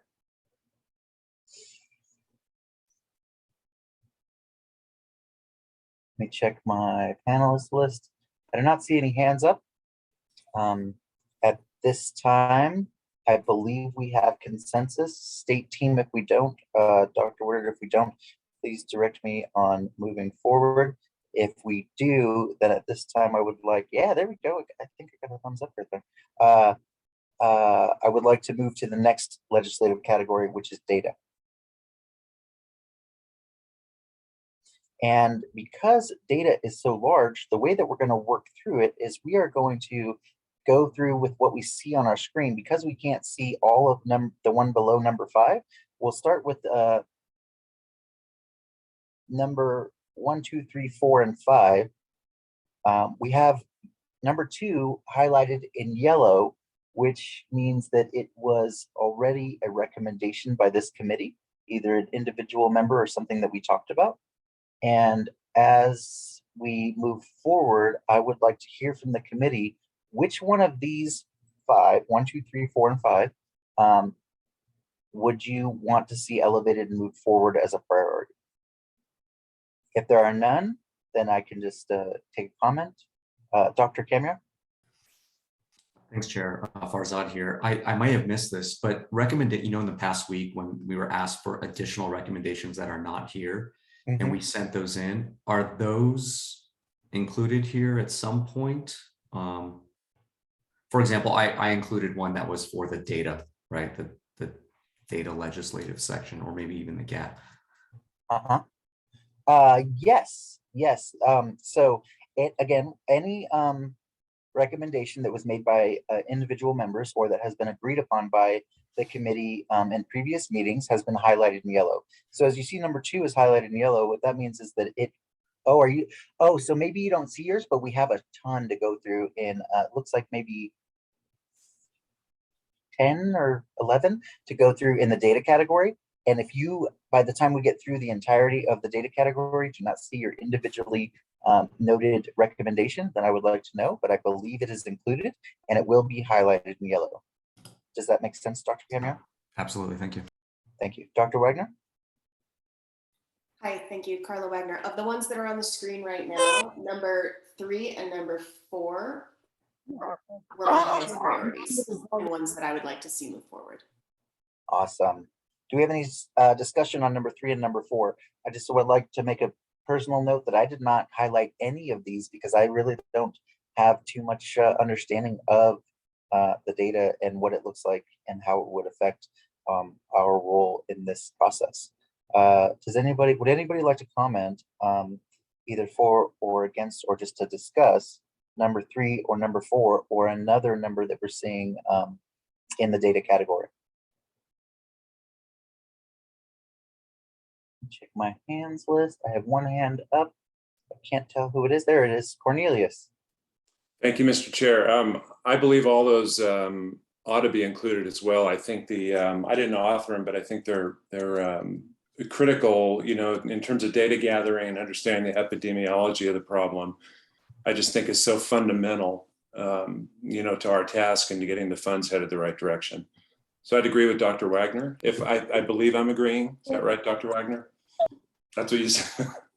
I think that's what you said. I said, this is Carla Wagner for the record, I said of these 3 and 4 were my highest. Oh, okay. I'm agreeing with that as well. So in terms of do I think these other things are a bad idea? No. Do I want these dollars spent on those other things? Not necessarily. I would prioritize 3 and 4. Same. Thank you. So I just need clarification. Does that mean that I need personal clarification. Do we need to, are we interested as a committee highlighting all 5, but denoting that 3 and 4 are super important? Or do we just want to highlight 3 and 4 because that is what is important? Carla Wagner, for the record, just to clarify what I was saying, I would put 3 and 4 on the list and not the others, but this is just me as one of 12. Thank you. I'd like to remind the committee one more time that I've requested that you have your camera on and available because it's important that we get participation. If we can't hear you, at least we can acknowledge that you have heard and are aware of what we're talking about and where we're at. Yes, and so 3 and 4 are good to go as far as being highlighted green and will be added to our list of agreed upon prioritized recommendations for the allocation of funding. If we have any comments about wait a second. If number 2 is highlighted yellow, that means it was a recommendation from this committee. So I'd like to move to see if we can get a consensus to highlight number 2 green as moving forward as this group's priority recommendations. And I don't have too much information about this. Maybe Elise could speak on this recommendation number 2. But if it's yellow, that means that we either talked about it or an individual member asked that it be included as a recommendation. So any comments? Looks like Elise has stepped away. Okay, so it is a recommendation, but if it's not a priority, we won't move it forward. Again, I don't have the expertise for number 2. So if we're not going to accept it, now is the time to say that we're not. Chair, this is Farzad here. I would actually, can we table this until Elise can weigh in? The reason I'm asking for that is because she definitely has an expertise in these. And for example, like when we look at sort of all of these, when it comes to some sort of, forensic toxicology testing data and forensic, and the other things that are listed, I might see that as, I already know people are dying from opioids, right? So maybe I don't want a lab because that's not going to help in addition to what is already being recovered by OD2A and their capabilities, as an example, right? Yeah, like a $10 million forensic toxicology lab that we set up to tell us that overdoses were caused by opioids and fentanyl. I don't need that. I don't need to know that, right? But maybe that is very valuable because we talk about data. I just don't know if it's valuable. I would love to hear Elise's take on that. It actually looks like Elise stepped away and will not be returning today. She will if she can, but at this time we will not be able to hear her input on these specific items. If well, I guess that would be my qualm. I mean, not in such harsh language, right? But effectively, the majority of overdoses are attributed to opioids, right? Synthetic opioids, fentanyl. I'm just trying to think of potentially very expensive initiatives, what that would tell us. Dr. Wagner?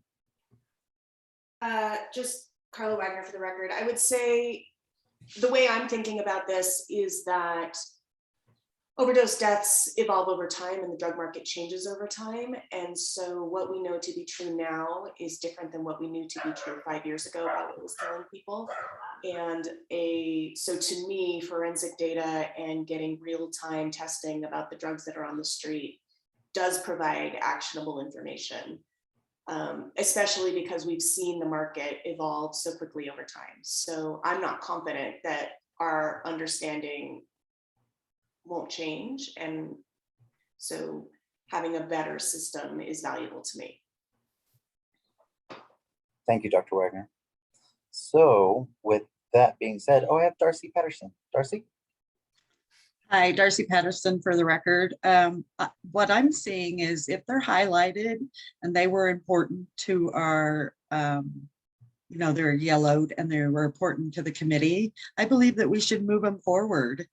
I think those are definitely standouts, and someone on the committee thought it was very important.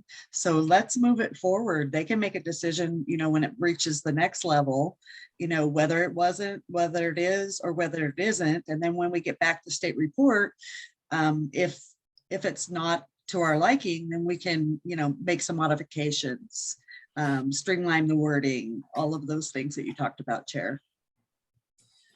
Thank you, Darcy. But I also would, and I totally get what you're saying, but I just, I feel like if we go that route, that we might have be not exactly prioritizing as well as we can. And I think that this is the time that we are supposed to be doing, or really nailing down and streamlining what is going to be in the report. So if no one is here today that is, and I see that we're missing people and that someone can't be here, but that's part of participation and commitment in the committee. I just don't know what it would look like if we included every yellow one forward. But I think we need to come to a consensus as far as, do we feel comfortable moving the ones that are identified as yellow, every one of them forward, or can we use what we have as a consensus committee today to talk about sections of each category and agree upon which ones we would like to move forward as priority? Dr. Wagner. Sorry, I forgot to put my hand down. That's okay. Darcy, do you have a comment about what I just said, or how does that sound to you? Can you help me? That sounds good. I was just saying specifically in this group of recommendations that, we don't have to move all of the yellowed ones forward, but as we go, we can determine, which ones need to be moved forward. If we don't have a, subject matter expert on, then we need to move past it because we don't have any backing, of whether it is important to that person or not. Beautiful. And again, this is going to the director's office. There will be experts looking at this and pushing this into a plan. So if there's duplicates or overlap, it will be regarded, it will be considered. Cornelius, did you put your hand down?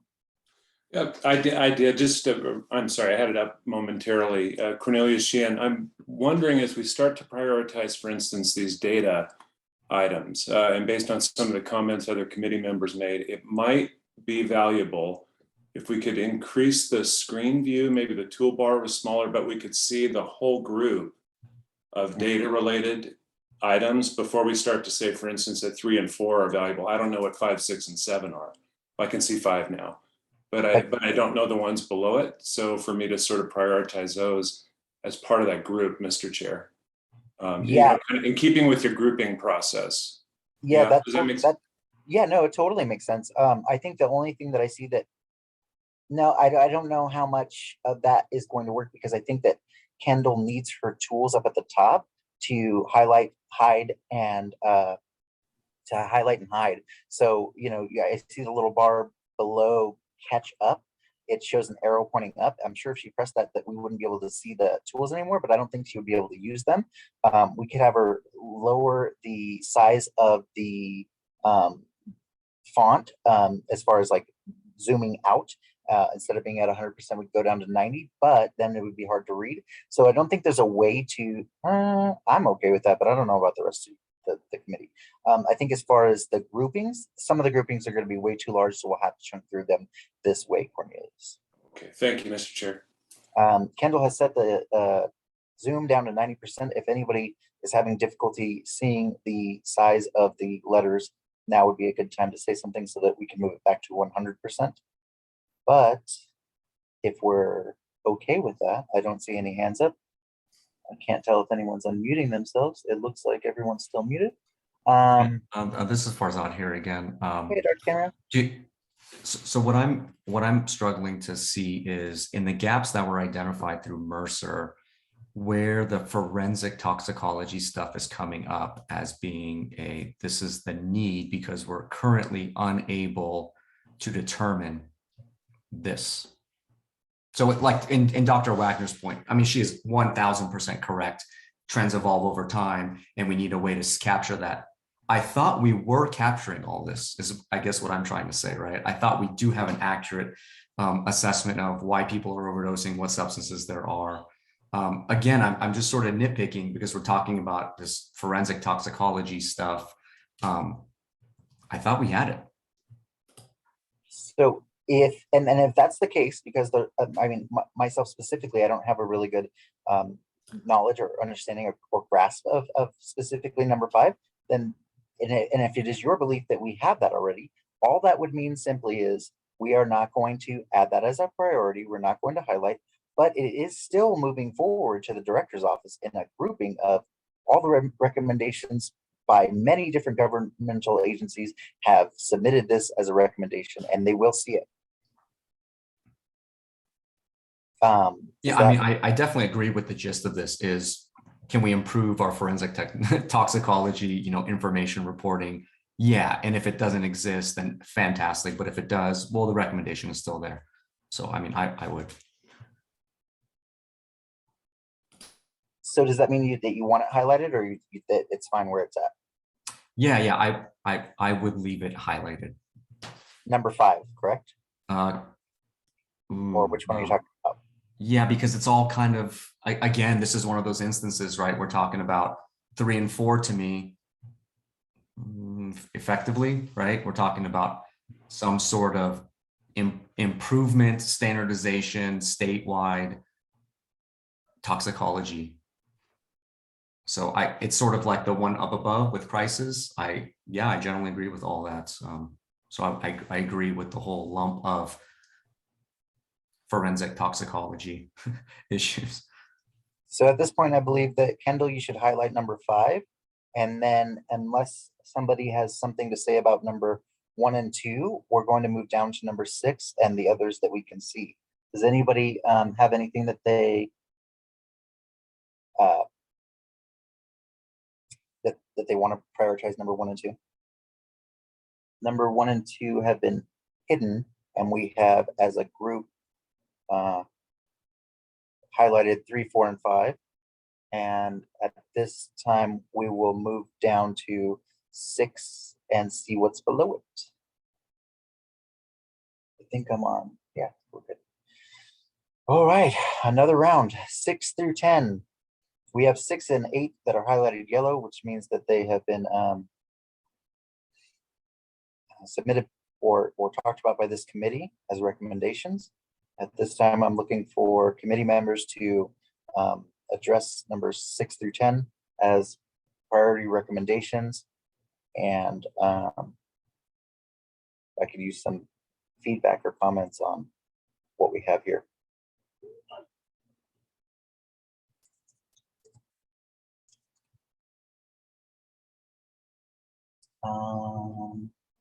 So on number 6 through 10, I have no, oh, I got one, Dr. Wagner. I'll do it. Thank you. Okay, 6 rated highly for me. Highlight it. 8 I think is probably important, but I don't totally understand it. So I kind of gave it a middling score, but I would say move that one forward. 9, I also suggest moving forward. And 7 was one that I thought should not move forward. 10, I don't think I understand enough. So of this list, I would drop 7. There's some that I feel strongly about. There's some that I don't understand well enough to know if I should. Yes, and that's my take on this entire category of data, is I don't really understand, so I didn't put any of them forward personally. But 7 is one that I feel strongly should come off. That's talking about expanding education and training forensic toxicology folks. It's workforce development in a way, but one that I see as having low impact and not appropriate for these funds. Okay, and just to clarify, nothing's actually being removed. We're just hiding the ones that we aren't pushing forward, just so the committee is clear. And so far, from the minimal discussion that we've had, the items in this data set or data category that we are interested in moving forward are 6, 8, and 9. This is Brittany for the record. I'm also interested in moving forward 10 as well. I do think it's important for providers to be able to share information and know what's going on with the different clients we serve, because sometimes clients bounce from organization to organization, and we don't have that back data. Yes, beautiful. Thank you so much, Brittany. And that's part of it for me too. I came up with 50 or something individually that I do have a little bit of information about, a little bit of knowledge and grasp of, and I just selected 50 out of the 100 and something. So I imagine that it'll be quite a lengthy list, and we can go over it again at the end, or we're going to go over it at the end. But as for now, that's exactly what I'm looking for. If you see something that could help, I'd like to submit it to the director's office so that they can consider it when they're making their decision about allocation of funding. Dr. Wagner or Brittany, do you still have your hand up? Well, can I just ask a quick question? Kendall, how was your data set sorted? I just want to make sure my spreadsheet mirrors yours. What are you sorted on? I'm sorted by legislative grouping. I couldn't hear. Kendall, we didn't get that. Can you hear me? Kendall, if you want to type it into the chat to me, I can clarify for you, but we can't hear you right now. Anything? Nothing. It's coming in and out, and it's real low.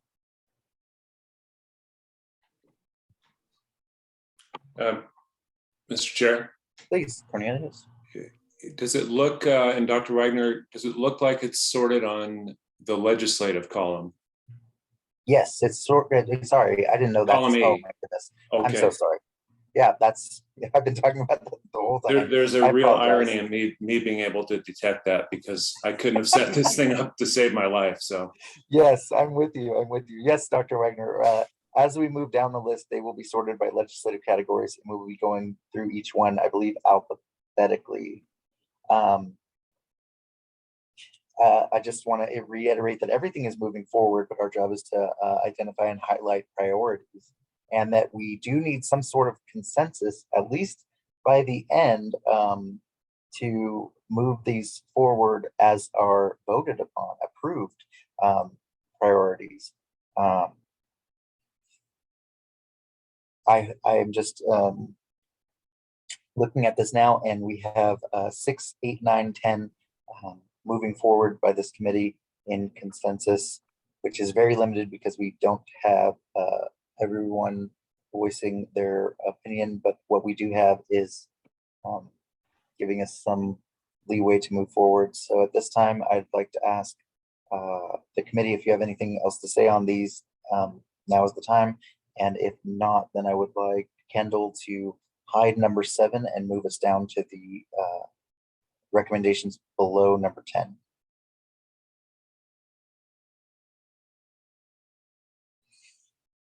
Starting at 11, I just want to confirm that these are all data. All right, again, blue is highlighted because it was added by a government agency, whether it's state or another. I'm pretty sure it has to be state. I don't know what else it would be. Yellow is highlighted as a committee member recommendation or committee recommendation. As far as data, going through number 11, 26, 93, 101, 151, and 152, and 153, do we have any that this committee feels is a priority to move forward as a recommendation?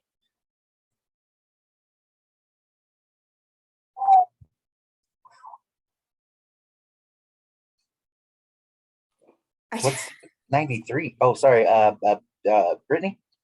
I recommend 11, 101, and also 26. I think is good as well. I think the other ones might be important, but I'm not certain. I would like to allocate funds as a priority to those. Thank you, Brittany. Dr. Wagner? I'd like to add 93 and 151. 151. 151 and 93.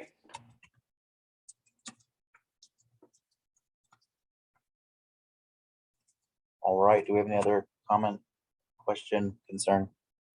This is Pauline. Hey, Pauline.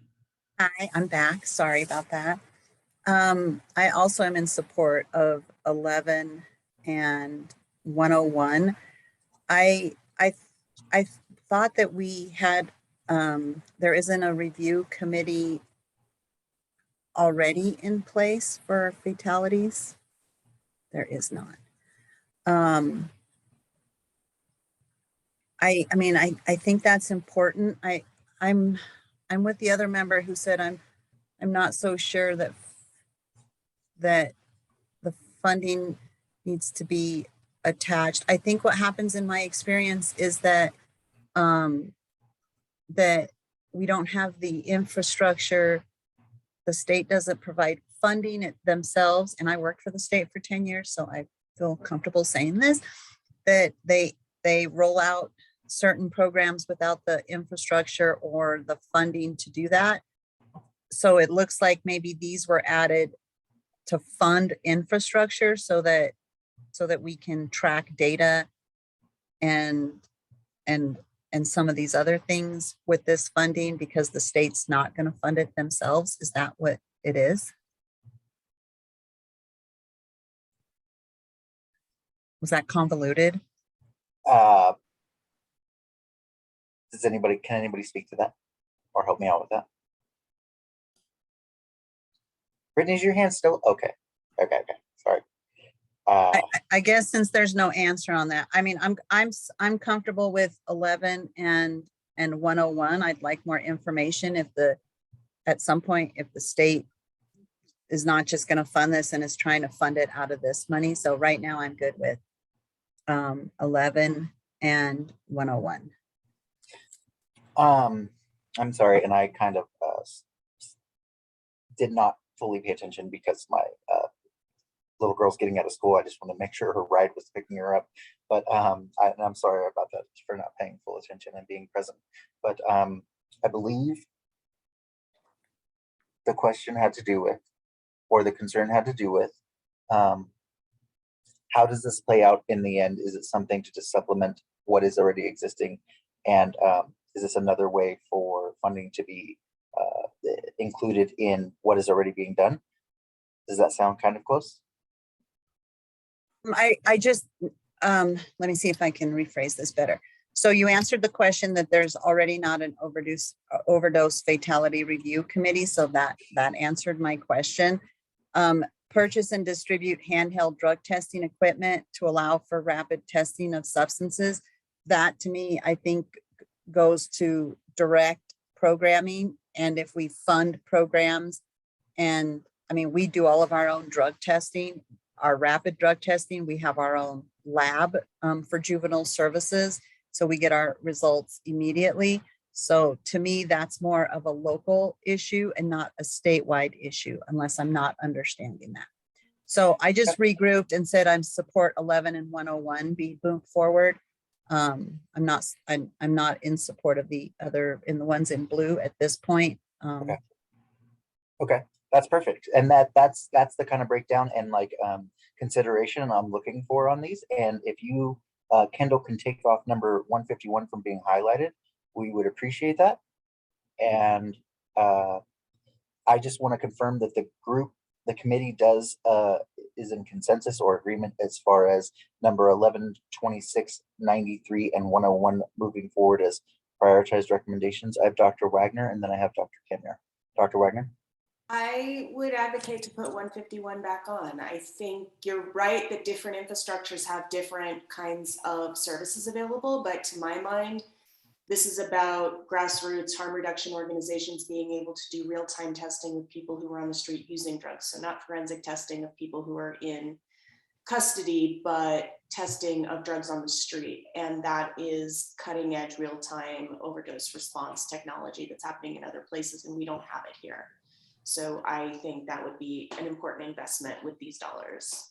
And in part, the changes in the prescription pharmaceutical market and all of this activity at the pharmaceutical market is part of what is responsible for these rapid evolving and introduction of synthetic substances into the illegal drug market, and people are transitioning between the two. So I think this is intimately tied to the phenomenon of the pharmaceutical prescribing and a direct consequence of, and these handheld specs are an on-the-ground response that's critical in my mind.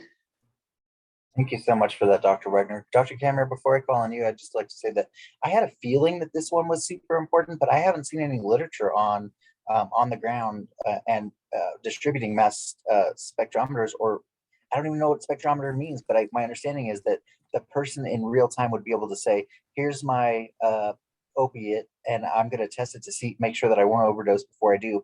And then I'm confused on, does that actually work? But it sounds like what Dr. Wagner is saying is that it is super valuable. And with that information and not having a grasp clearly on that situation, I would also like to support Dr. Wagner's making this one a priority from this committee, as like I agree with what Dr. Wagner as the expert is saying, and kind of what my gut is telling me, that we should move this one forward.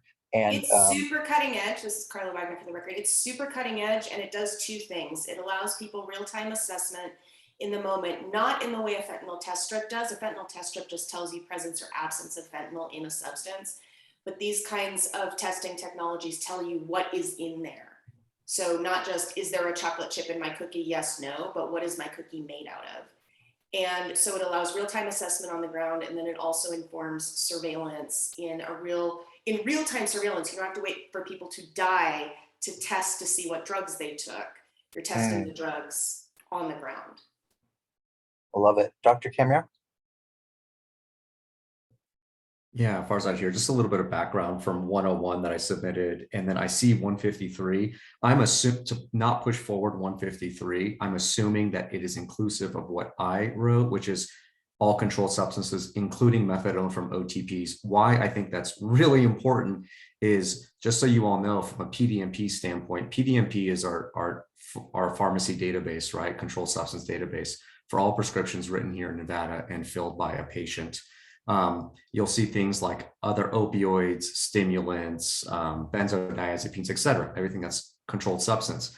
But what astonishes me and why I wanted to call this out is because the majority of patients that are currently on medication for opioid use disorder here in Nevada, we use a preponderance of methadone, is not reported in the PDMP currently. And you can report that to the PDMP. There was changes in CFR 42 Part 2 a couple of years ago that allowed for that. And we basically need to require this because currently for most of your clients and patients, you can't tell if they're in opioid treatment or not when you're going to go prescribe them something else. So absolutely, it needs to be included. But I think I included it in 101, so we might not need to push through 153. Thank you. Thank you for the clarification. Brittany? I just have a question for Dr. Wagner. For 151, for the testing and distributing the handheld testing equipment, is that for providers or for the clients and patients themselves? Hi, Carla Wagner for the record. Typically how it's done is that these are very, very expensive pieces of equipment. So typically they're located at an agency and people come to the agency. So, as I said, it's very cutting edge. It's mostly only happening in the harm reduction world right now, but certainly it could happen at a community healthcare provider. Okay. That would be spectacular. Okay. And part of the goal will be for these treatment programs, they can test their clients as they come in, right? For the treatment, or is this like ongoing? They will test each time they come in. This isn't testing. These devices don't test clients. They test drugs. Yeah, I'm sorry. They will test the drugs, but they will test the client to see what they're using or see if they've been using, essentially. Yes, but not for the purposes of, for example, monitoring adherence to treatment. These kinds of things happen at syringe service programs and harm reduction organizations where people are saying, wow, 3 of my friends just died from this particular batch of heroin that I bought. Let's test it and see what's in it. And then we test it and we realize that it's 90% fentanyl. Gotcha. It's that kind of, at that stage in the process. Okay. Then I'm in support of it as well. I'm also in support of 151. Thank you. Thank you. We have 151 highlighted as purple, but we're going to move to green. And at this point, if there's anybody that has interest in adding 152 or 153, now is the time to say something. If not, I will ask Kendall to hide them. I just want to confirm that Dr. Wagner and Brittany, your hands are actually down now. Thank you. Thank you. Kendall, if you can hide number 151 or 152 and 153 for me. And if we could move down the list, I would appreciate it. Let me make sure we're still in data. If you can scroll up so we lose developed workforce. Thank you. We have 154, 156, 157, 158 for the legislative category data. And at this time, if there's anybody that is interested in moving any of these recommendations forward, now is the time to speak about it. If not, we can hide them and move forward. I think I marked 154. Can we, does anybody want to speak on 154, or are we comfortable with highlighting that one, Dr. Wagner? I agree with 154, and I would also like to suggest 158.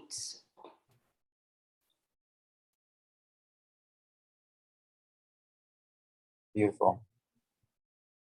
Yes, and that, I think that one ties into one that we've already gone over, which again, I have limited experience on, but some understanding of. Anybody else from the committee have any comment on 154, 156, 157, and 158? I have Cornelius. It's Cornelius. I'm in support of 154 and 158 as well. Thank you very much for that. Thank you. And that's exactly what I'm looking for, committee, is if you do feel strongly about something, I would ask and need really for you to speak up and and talk about this with us. Pauline? I just had a question. Can someone help me understand increased reporting of treatment episode data set for all certified providers? What does that mean? Dr. Wagner?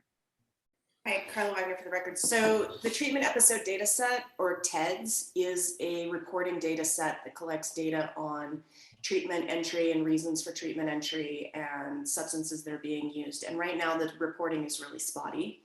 So I think the spirit behind this is we don't actually have a good indicator of how many folks are coming into treatment and for what. Somebody else might be able to say something better than that, but that's my high level. And that's inpatient treatment, correct, Dr. Wagner? Or is it outpatient as well? I think it's outpatient as well. All right, Dr. Woodard? Thank you, Chair. Stephanie Woodard for the record. So the treatment episode data set also contains what we call national outcome measures. And so these are 2 required data sets that we have to gather and collect for federal funding for our substance abuse treatment and prevention block grant. So any provider that is currently funded in our state is required to submit these data sets to us. What we have seen in other states that has been pretty transformational is to expand the capabilities of all treatment providers, outpatient, withdrawal management, and residential treatment providers, not hospitals, because hospitals, we actually have a whole wealth of information that we can collect from them, but to expand it to not just a handful of funded providers, to all providers that are providing these services. And what we have seen is those data sets, when they are captured broadly across the entire treatment system, regardless of funding source, in addition to Medicaid and hospital billing and claims data, actually provides a much more complete view of who is receiving treatment, the conditions for which they are receiving treatment, and some of the key indicators that indicate quality of treatment as well as outcomes. So this is something that the state has been contemplating for quite some time, but would definitely give us greater visibility into the entire treatment system beyond just the handful of funded providers that are required to collect and report this data set currently. Absolutely. I'm glad that we highlighted this one. Thank you for the clarification. Yeah, please. So to be a certified provider, is that through like SAPTA certification, or it is? Yes, Stephanie Woodard for the record. Yes, that's correct. Because our juvenile services is level 1, and we're looking for a level 2 with our transitional living right now, and we don't report anything, and we collect a lot of data on our adolescents. Yes, Stephanie Woodard for the record. That's exactly the case. So we really are only collecting currently the treatment episode data set and the national outcome measures from a handful of providers that are directly funded out of the Substance Abuse Treatment and Prevention Block Grant. So this would allow us to really capture much more of that information to have a better, more complete view into the entire treatment delivery system across all SAPTA certified providers. Awesome. Thank you for your question, Pauline, and thank you for clarification, Dr. Woodard. At this time, I would like to ask this committee if we're good on moving 54 and 58 forward, and then we will hide 56 and 57 from the list. If we have no comments, Kendall, can you hide number 56 and number 57? Can we move, I believe that's the end of data, and now we're starting on the legislative category, develop workforce. In this category, we see for our first 4 that we have 16, 17, and 19 highlighted, which means that they came from this committee, and we have 15 that, and I want you to consider them all. If they look like they need to be moved forward, now is the time to speak on it. I will start us off with saying that I highlighted number 16 in the work that I did for my homework, and that I believe that I know it's spotty on the wording and in reality, what does it look like? But I would like it to be considered by the director's office in some form or some way. If there was something we could do to help get workers into the behavioral health field, and specifically for rural and frontier communities. I would like to advocate that for in every way possible. Pauline. Oh, let me turn on my, thank you. Being from a rural, I love this. I guess my only question is that they have to have a place. If this did go through, then they'd have to have a place to provide those services. So in our rural communities, so some of us rurals don't have treatment agencies for them to go into. So, I mean, I'm totally in support of this. I love it, but I think that especially in our frontier rurals that we actually need the ability to develop and create treatment centers for them, or agencies for them to go into to provide the services. Yeah, it totally makes sense, Pauline, but I think as a whole, to get it on the board, to get it on the radar, to get it some attention, this committee should recommend, that some type of consideration be taken, and it directly ties into remediating the harms, risks, and impact of opioids in the rurals. So I don't think we can miss with adding number 16. Dr. Wagner? I agree with 16. I endorsed 15 and 16. And the other one in this batch that I felt strongly about was that 17 is a little beyond the scope of what I would like to see with these funds.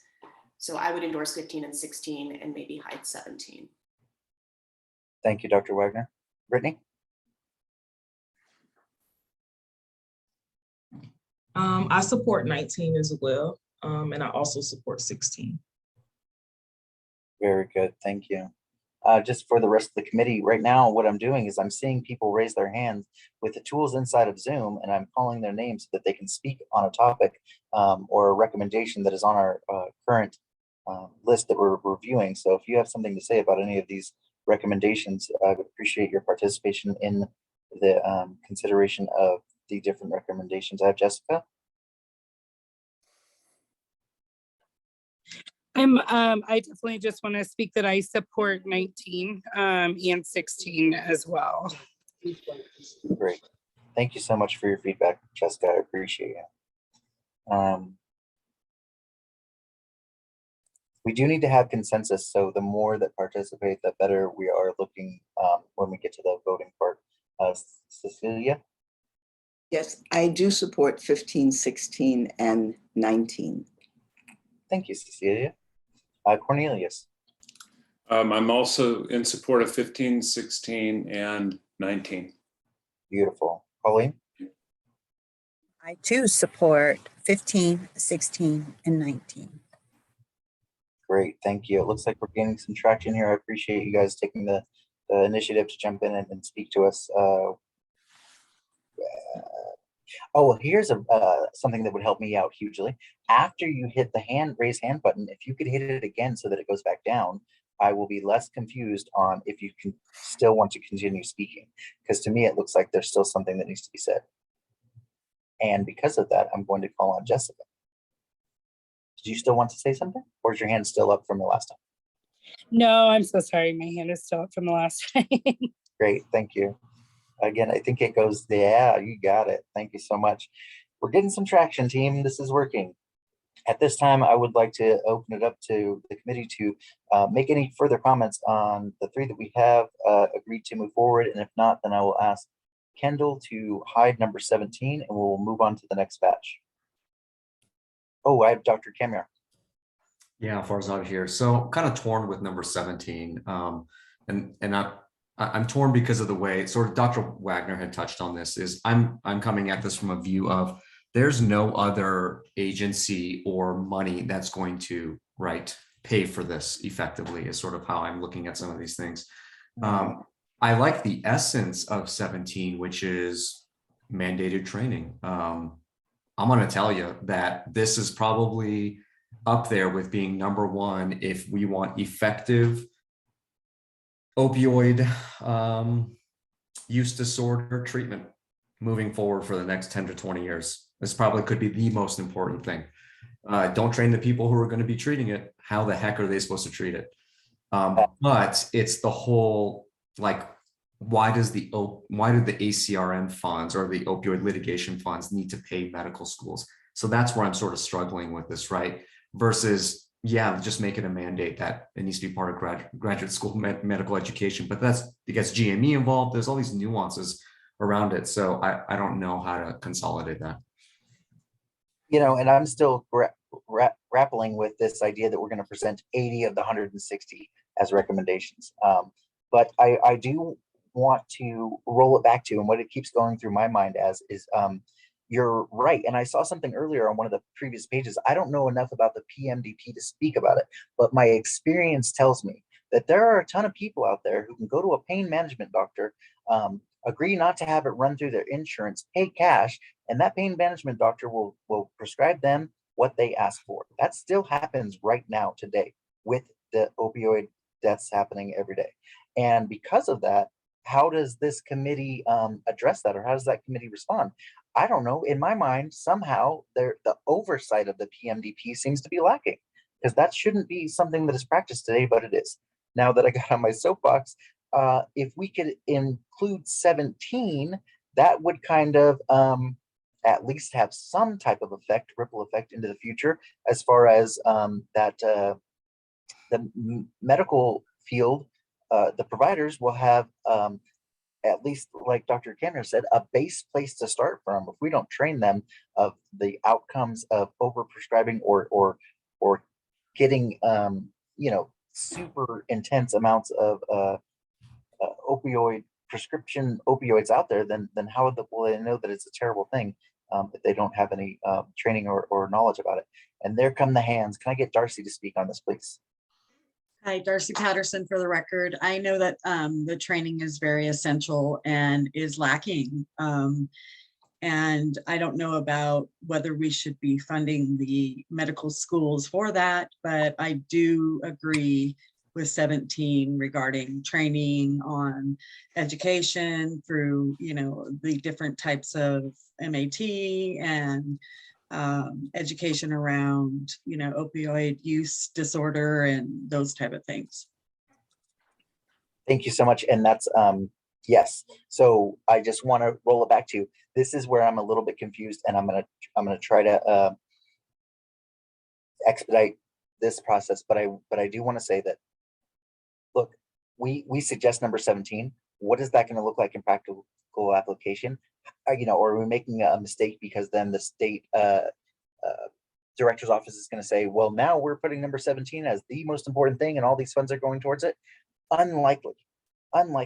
But at least it is a thought planted in the state that may have some movement or traction in the future, but it's at least a consideration. And now it's up on the board. So yes, our job is to say that this committee came up with these recommendations that we want to see funded. We include 17. We know that it has a lot of caveats to it, and it's unlikely that it's going to be funded, but at least we've done something to put it forward. And it is important to this committee that it be acknowledged and come up on the board as the state is answering the call to respond to the opioid epidemic. I don't know if that makes sense at all, or if I'm on the wrong path, but Cornelius, your hand is up. Makes sense, Mr. Chair. And I don't hear it as a wrong path. In looking at 17, right, like over time, it would be part of a med school curriculum, you'd hope. I'm assuming that people are, but again, assumption that, people are educating physicians to be prescribers are recognizing and working this in, but there might be acute needs in terms of training.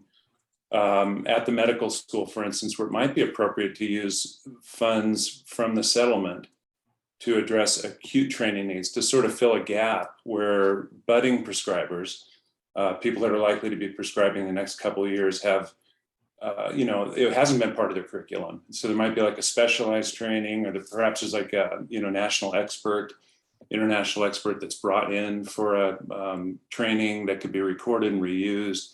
So relative to the total expense, I'm for including 17. I think it makes sense to include 17. Absolutely, and I would like to agree with that and second that. Kendall has now highlighted 17. At this point, we have 15, 16, 17 moving forward. And again, it's difficult to battle and grapple with inside of my mind. In my mind, we're supposed to move these things forward. They'll be considered for allocation of funding, but at the same time, I know that not all of these are going to get funded, but at least we're submitting something to the director's office that can be considered and needs to be looked at. They'll have to look at it once we present it as a priority in some type of way, which may be beneficial to the response as a whole. At this time, I'd like to move forward to the recommendation underneath 19. Looks like we got 20, 22, 23, and 30. At this point, does anybody have any feedback on 20, 22, 23, and 30? I will start with number 30 was highlighted on my personal work that I did as homework that is important and I believe needs to be highlighted and moved forward as a recommendation. Would anybody else like to comment on 20, 22, and 23 and 30? Brittany?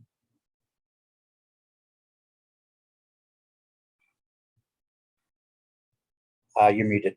Oh, I'm sorry. I'm in support of 22 as well. Thank you. Dr. Wagner? 20 and 22 ranked highly for me. 23 and 30 did not. Thank you.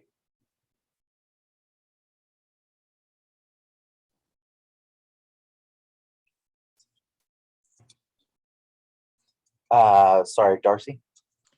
I am in support of 30. Beautiful. Brittany, is your hand still up? Or do you have another comment? Thank you. Pauline? I'm in support of 20, 22, and I do like 30. Thank you. Quinny? I'm in support of 20, 22, and also 30. Thank you, Quinny. Cecilia? Yes, I agree also, 20, 22, and 30. Great. Ariana? I'm agreeing with 2022 and 30. And I just want to note at some point, I know we're not doing it now, but specifically for 30, I'd like to broaden some of our definition. Oh, can you hear me? No, you're really, really low, like super far from the mic or something.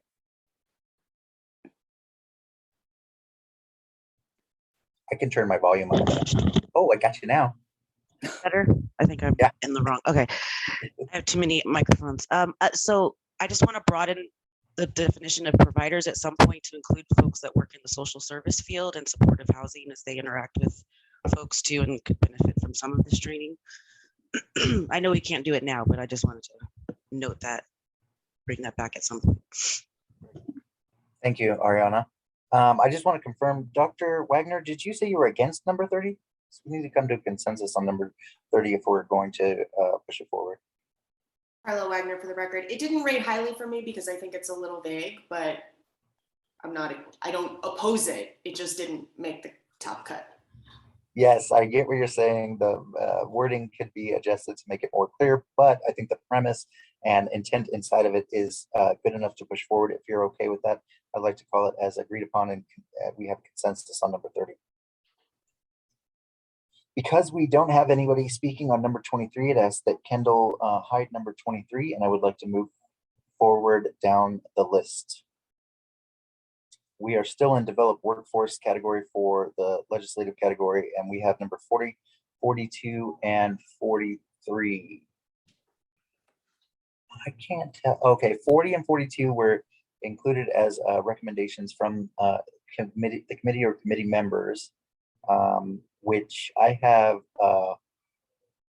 43 also highlighted on mine. Oh, yes. Yeah. Heck yeah. Do we have anybody that wants to speak on 40, 42, or 43? Ariana, your hand is still up, or is that a new hand raising? Okay, thank you.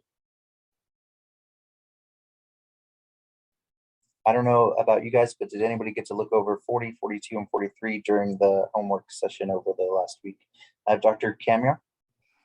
Yeah, I mean, I guess 42 is I mean, that's this is as far as I'm huge, right? You know, we talk about the lack of resources, no one's available, and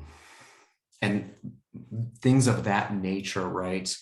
But I don't know that that is truly the case. You know, going back to the line about stigma potentially could be one of the top reasons why patients don't engage in and why providers don't provide addiction treatment services. And I think for a lot of those reasons, we probably have a mismatch on what we think, but I don't know the data behind this on what our true capability is. So I think 42 is potentially super important. I'm going to give you anecdotal evidence. Okay. So one of the hats that I wear is working at High Risk Pregnancy Center, where we've developed a mother program. It's specifically for pregnant and postpartum patients to get, like, I'm just going to say, exceptional treatment for opioid use disorder, right? And I would be hard pressed to see a program that provides everything that we do, how we do in the state, right? Okay, so noted. And the patient population is pregnant, postpartum patients. But nothing has changed. And I'll tell you, we are severely underutilized despite significant addiction treatment centers and community knowing about us. Status quo, right? So it would appear that from a pregnancy and postpartum standpoint, there might be a gap and there might be a lack of resources. But fundamentally, I would tell you there's a huge availability with programs, right? So that's why I think this would be important. Thank you, Dr. Camera. Yeah, and excellent feedback. And I'm with you all the way. Can I get Cornelius? Thank you, Mr. Chair. I'm in agreement with Dr. Kamiar regarding item 42, and I do see a lot of value in item 40. When I reviewed that, I thought that was a good one for inclusion. I don't think it's going to take a lot of funding, but I think it's going to be important in giving people access to care providers. Item 40. As a outpatient care provider and consultant to different practices, that's a substantial barrier for a lot of outpatient providers that might be able to make themselves more readily accessible to people in need of help, even on a more acute basis. Great Item feedback. 40. Yep. Great feedback, Cornelius. Thank you, I Mr. completely Chair. agree with you. Nice. Okay, so we can, unless anybody has any other comment or question about 40, 42, and 43, I would like to accept them as agreed upon and move down to the next section in the data set, legislative developed workforce. Pauline, I have your hand up. Yeah, I'm sorry. I was still reading 40. Can we scroll back up to 40? I think it was 40. No, I'm sorry. It was 43. So I'm in support of 40, 42. 43 is important to me too, but I don't think it's just about like to develop the workforce. I don't think it's just about who's applying through license renewal, at least for the rural areas. Our issue is that we can't get approved as a site for interns to do hours. So we have all these people in our community, in our small community, who want to be, get their LCSW or LAD. See, and because we're a juvenile justice agency, yet we have duly licensed staff, and we can't get identified or approved as a site. And so I think it's both. It's both who's applying and then creating the ability for even agencies in rural areas to be approved as sites so that people can get their licenses and earn their clinical hours. So what I'm hearing is that, yes, we're good with 43, but it doesn't have all that we would want it to have. It could use some touching up and tidying up. Perfect. You summed that up beautifully. Yes, thank you so much, Pauline, for sharing that with us. And again, committee, that's what I'm looking for on each one of those, with each one of these recommendations. If you have a point or to make, or that's something that you would like this committee to be aware of as we move these recommendations forward, we would like to hear it. At this time, I'd like to ask Kendall to move us down to 44, 45. Yeah, there you go.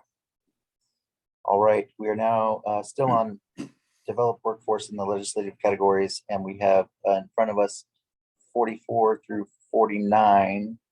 I just got to say on mine, this is where I started to get worried because I highlighted so many. On my homework specifically, I marked all of these as important as moving forward as recommendations. Can I get the committee to give us their thoughts on 44, 45, 46, 47, 48, 49?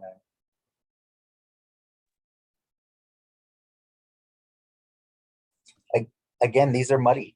These are not specific. These are not wordsmithed to, I'm sure, the committee's desires. But if we push them forward as recommendations, they will be looked at. They will be considered. They will be broken down, and hopefully something could be done to help support. Dr. Wagner? Hi, Carla Wagner. 45, 47, 48, and 49 ranked highly for me. Nice. Thank you. Cornelius?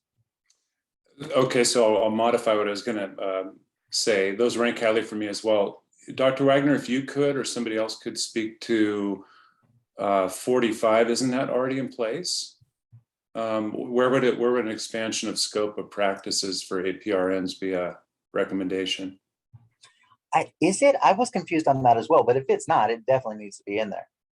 I felt the same way, Mr. Chair. I just I'm just thinking it might be valuable not to put forward things that that are already addressed if we're certain they are.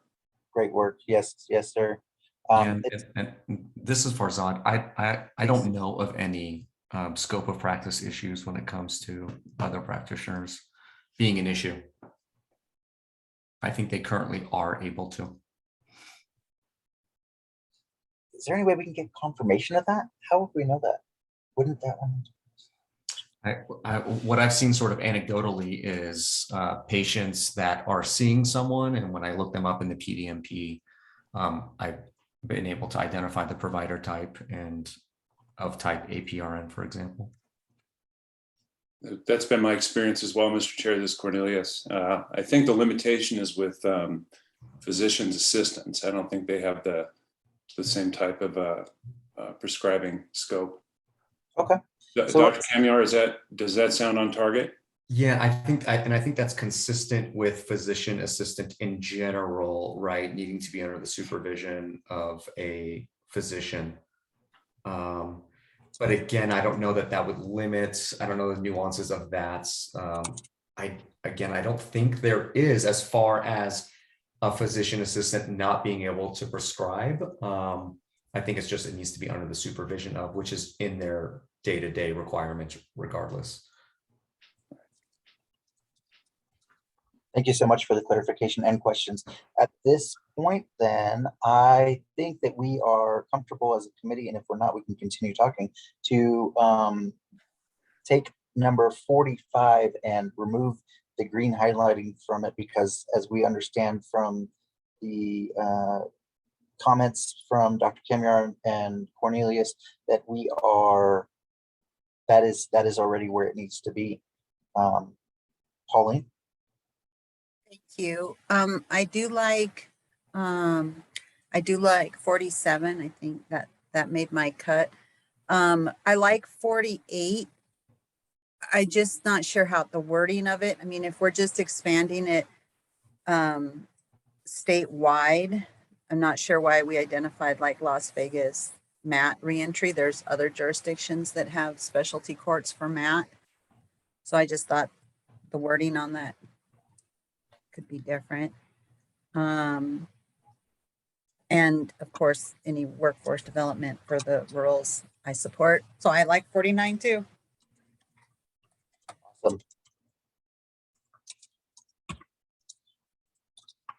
Awesome. Sorry, Quinny?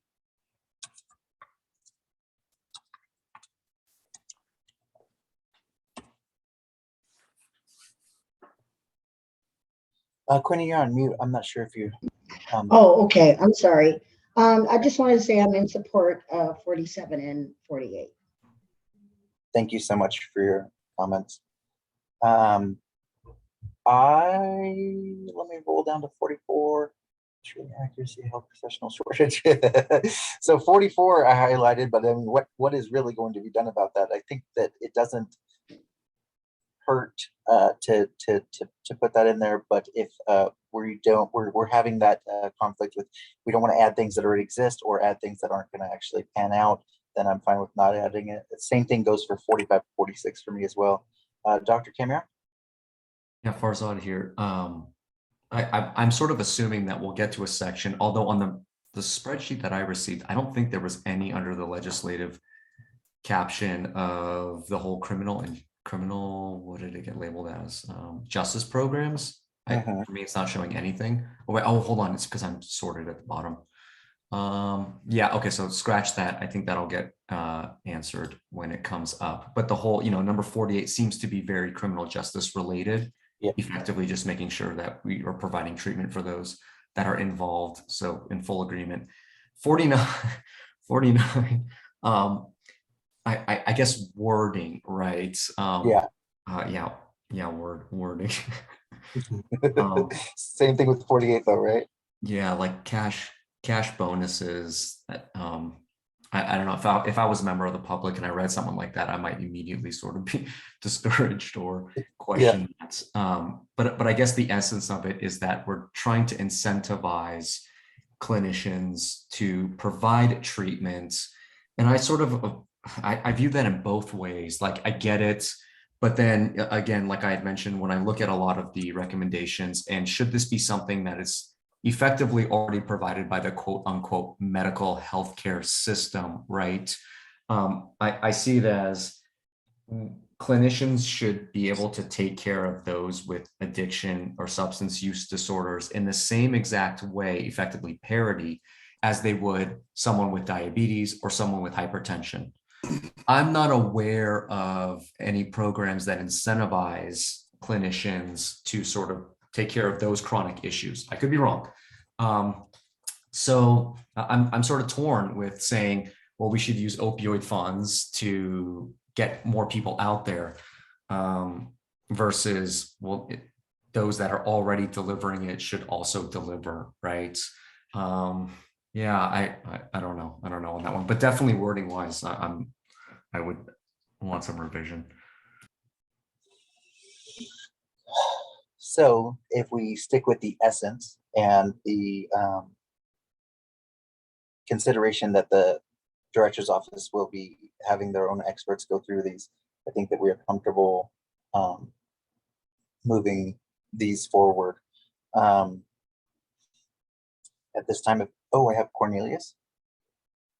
Oh, thanks, Mr. Chair. I'm reflecting on what Dr. Kamiar just offered.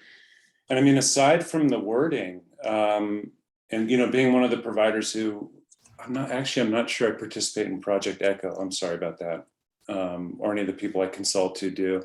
But I don't know that I'm comfortable with 49. I'm going to see somebody with a mental health, emotional health, behavioral health problem, whether or not it includes substance abuse.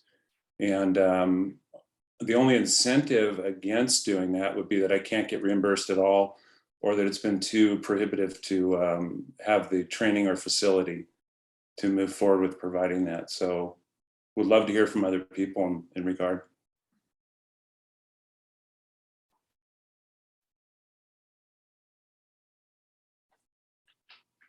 Mr. Chair, do we have you?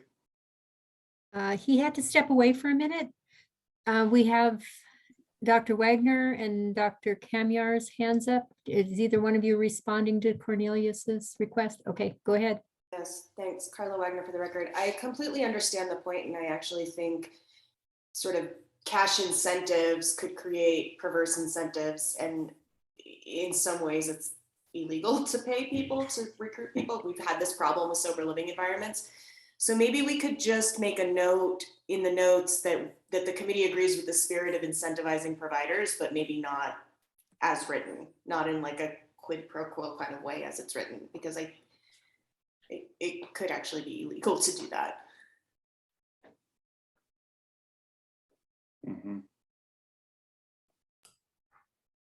And this is Farzad. Yes, right. Unfortunately, we sort of live in an environment where, again, I'll sort of use the diabetes, right, management analogy. I don't know that there's a lot of, let's just call it unscrupulous, or those that practice in non-evidence-based management of diabetes, right, as sort of prevalent. Unfortunately, we do see that with substance use disorder, right? There's treatment, quote unquote, treatment programs that receive insurance reimbursement, and point blank, they're just ineffective, right? Somewhere upwards of 90+% of individuals who graduate from those programs end up returning to substance use less than a month. By 6 months and 1 year, we're at like 100%, right? And again, I don't know that we have that similarly with other chronic disease management. So that's why I would sort of shy away from this cash bonuses for addiction treatment, more along with Dr. Wagner is mentioning, just the essence of making it less of an obstacle, reducing barriers, having equal pay, reimbursement, just on par with other chronic disease management.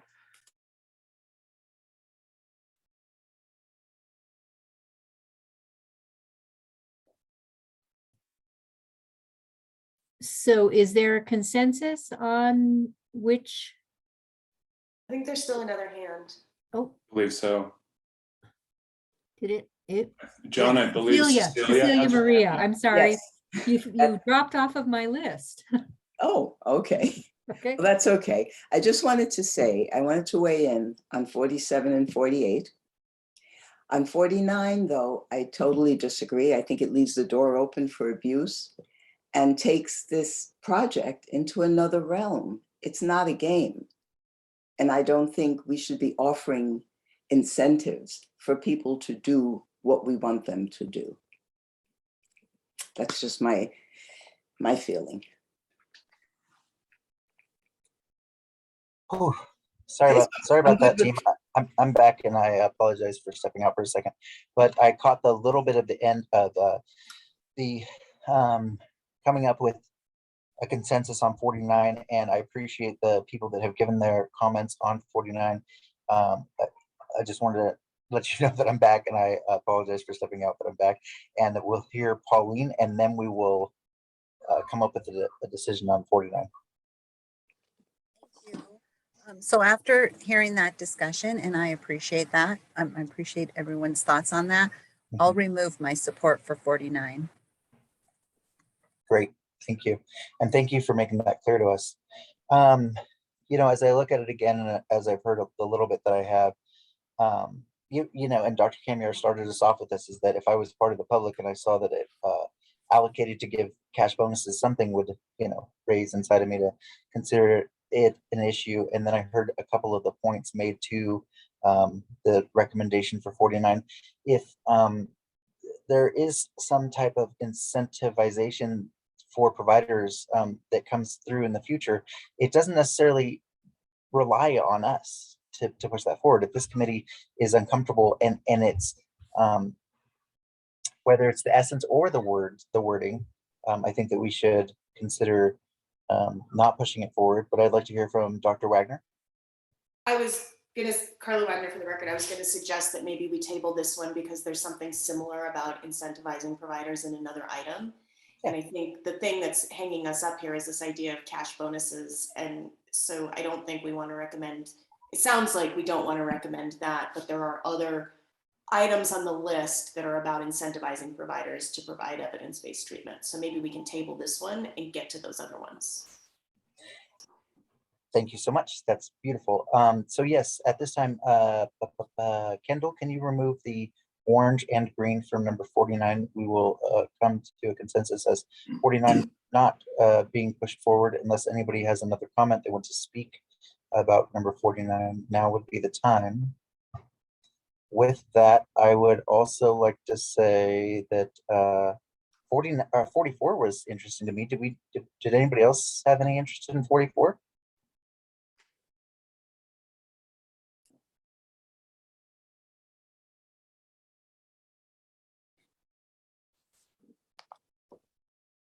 I don't hear anything. I don't see any hands up. So without consensus, we will not move it forward. Cornelius? Yep. That's it. I also thought 44 made sense as something to move forward. You know, in terms of an impact and filling a gap, just sort of like knowing the resources that are out there. So Yeah, that's my take on it too. Do we have anybody else that would like to comment on number 44? Can I get either some support or some not support so that we can come up with a determination for 44? Lonitra? So for number 44, I believe it's something that is already in place and something that HRSA already does. So just to ensure the accuracy of something that's already in place, I don't think it's that should be that high on the priority list. Thank you. Great clarification. Cornelius, is your hand still up, or is that? I just re-raised it just to say thank you for the clarification that I would withdraw. Yes. Pushing 44 forward. That's what I love about being part of this process with the diverse backgrounds. It's just stuff I think I know. Yeah, and I know just enough to, you know, need input from others to have a meaningful point of view. Yes, that is beautiful. Absolutely. And thank you so much, Lonitra, for speaking up and giving us your comment and your point of view, because without it, we without each other, we'd be hard pressed to figure this out. Okay, then at this point, it seems like we've narrowed down 47 and 48. I'd like to ask Kendall to hide the rest of them, and then we will move on to the next batch. Oh, I wanted to make an announcement that we have a limited amount of time left, but I will say that this open meeting, it is open-ended. So I know that as a committee, we were directed or told that this would be from 9 to 12, but one, with the role that we're on now, I'd like to ask those that can stay after 12, please bear with us, and if I could get your commitment to stick with us as long as possible. If we have a quorum of 9, I'd like to continue moving forward. If you have to leave at 12, totally understandable, but if you can stay after 12, we can get some work done and keep moving forward, because we're not restricted by open law to end at 12. Brittany? I just wanted to say I will be leaving at 12. Only I have a client at that time, so. Okay. So I guess we'll see what happens when 12 comes. It's 10 minutes away, so we'll talk about it here in a couple of minutes. Dr. Kimra. Thanks, Chair. Yeah, Farzad here. Yeah, I was just wondering about that, right? Because I would hate for people to leave because they're not able to stay and we miss out on that feedback. And only continue, for example, if we had a quorum. Yep, which I guess I'm going to try to get clarification on now. Because we're so close to the next hour and people are going to have to leave. Pauline? I just agree with that. I think that you're going to have less, I have to leave at noon too, but I think you're going to have less people's feedback, and it's really not a full committee's agreement on it. And I block it out according to what's sent to me. So I always have a backup. I'm scheduled for another one right after that. That being said, I'm trying to get some clarification on what we are looking at doing. Cecilia? Yes, I'm sorry. I will not be able to stay beyond 12, but I do want to be a part of this interactive session that we're having. Can we table it and start here at our next meeting? Yeah, I think that's really good. But at this point, then, what I would like to do is I would like to vote on what has been captured today. Because we have everybody here still, we only have a couple of minutes left. So I don't know how we're going. I guess we'll do it in the same process, or can I just say everything that this committee has come together on as a consensus marked as green, as Kendall is scrolling through it? Can we get a motion to vote to approve those as the current priority recommendations that we'd like to move forward? This is Pauline Sala. I move to approve all the recommendations that we have highlighted in green discussed today. Thank you, Pauline. Do I have a second? I'll Mrs. second. Cornelius, Cecilia, thank you. I'm sorry, I didn't mean to. I appreciate you both jumping in. At this point, then I would like to take a vote. All those in favor of moving forward the recommendations that we have highlighted in green and agreed to as part of our prioritized recommendations to the director's office. All those in favor say aye. Aye. All those against, please say nay. Any abstentions? The motion has passed to move forward as our voted in and approved recommendations for prioritization to go into our report to the director's office. This time we are 5 till the hour, which we're going to lose a bunch of people. I'm not sure what oh, you know what? Our next meeting, we're supposed to approve the report that's going to the director's office, and it's supposed to have in all of our approved recommendations. But you know, we can work through those starting with the next meeting, and then I don't know what it'll look like to approve the final report because they won't have what we just approved. But maybe our state team can just cut and paste them in, and then we'll have, you know, what is our final version. At this point, then I would like to move to the next agenda item, which is agenda item number 6. I know you guys only have a couple minutes left, so I'm going to speed through this as best I can. Agenda item number 6 is the presentation, discussion, possible approval of draft ACRN report. This is for possible approval with recommendations you just approved. You know, we had some comments about the draft ACRN report, and we're not going to vote to do it now. So we'll table this to our next meeting and keep it towards the end of the meeting. So is committee good with that? I mean, I'm pretty sure I have the authority to table this one, so I'm going to do that as the chair. Dr. Wagner? Hi, Carla Wagner for the record. I can't be at the next meeting, but I do have my whole spreadsheet categorized by things that I endorse and things I don't. So can I just forward that as, I'll take another look at the ones that are left and just forward that as, and that can be considered? I'm pretty sure that's okay, but I'm just getting clarification. And thank you for letting us know. And we will miss you, Dr. Wagner. Thank you so much for participating and giving us your 2 cents and helping get some traction on this meeting specifically. And yes, Dr. Wagner, that would be great if you could forward it to the state team. We will take that and move it forward. At this point, to Joan? Yeah. Okay.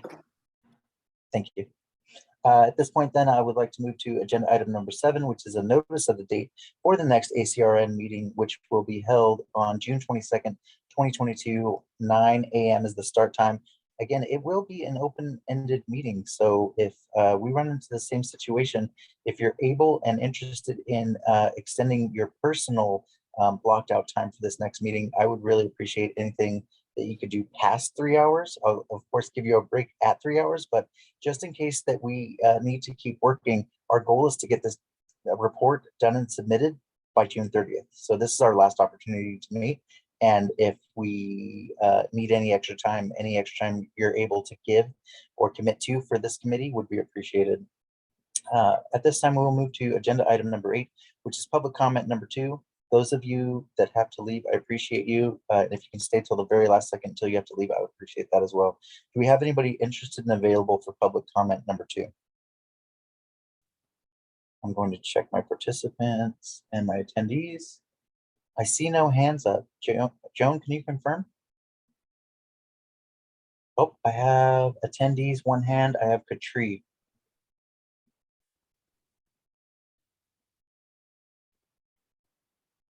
There you are, Katri. If you could unmute yourself, then you have the floor. Okay, perfect. I'm having the same issue with audio though, Katri. Okay.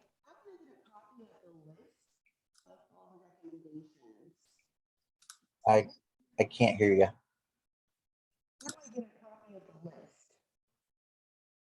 Nothing still. Okay, my volume's all the way up. Can you hear me now? I got a little bit of it and I can kind of hear you, but it's a little echoey and really far away. Okay, I will email my question. I was just wondering, how do I get a copy of the list?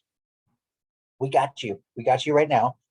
Joan, will there be will the public be able to see the final draft with the list of approved recommendations? We will be posting on the Acorn website a copy of the spreadsheet. Okay. So Katri, you can download it and work with it the way they've done, where you can categorize it.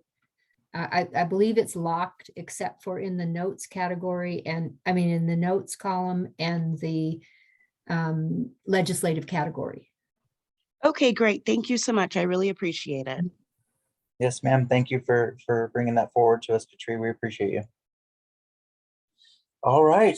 Let me just double check for any other opportunity for public comment number 2 in the attendee section. I see no one else up with their hand up.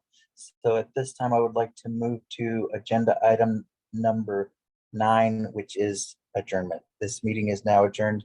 Thank you for meeting with us, committee, and members of the public and our state team in support. We appreciate you, and we will see you next week, 9 a.m. Thank you.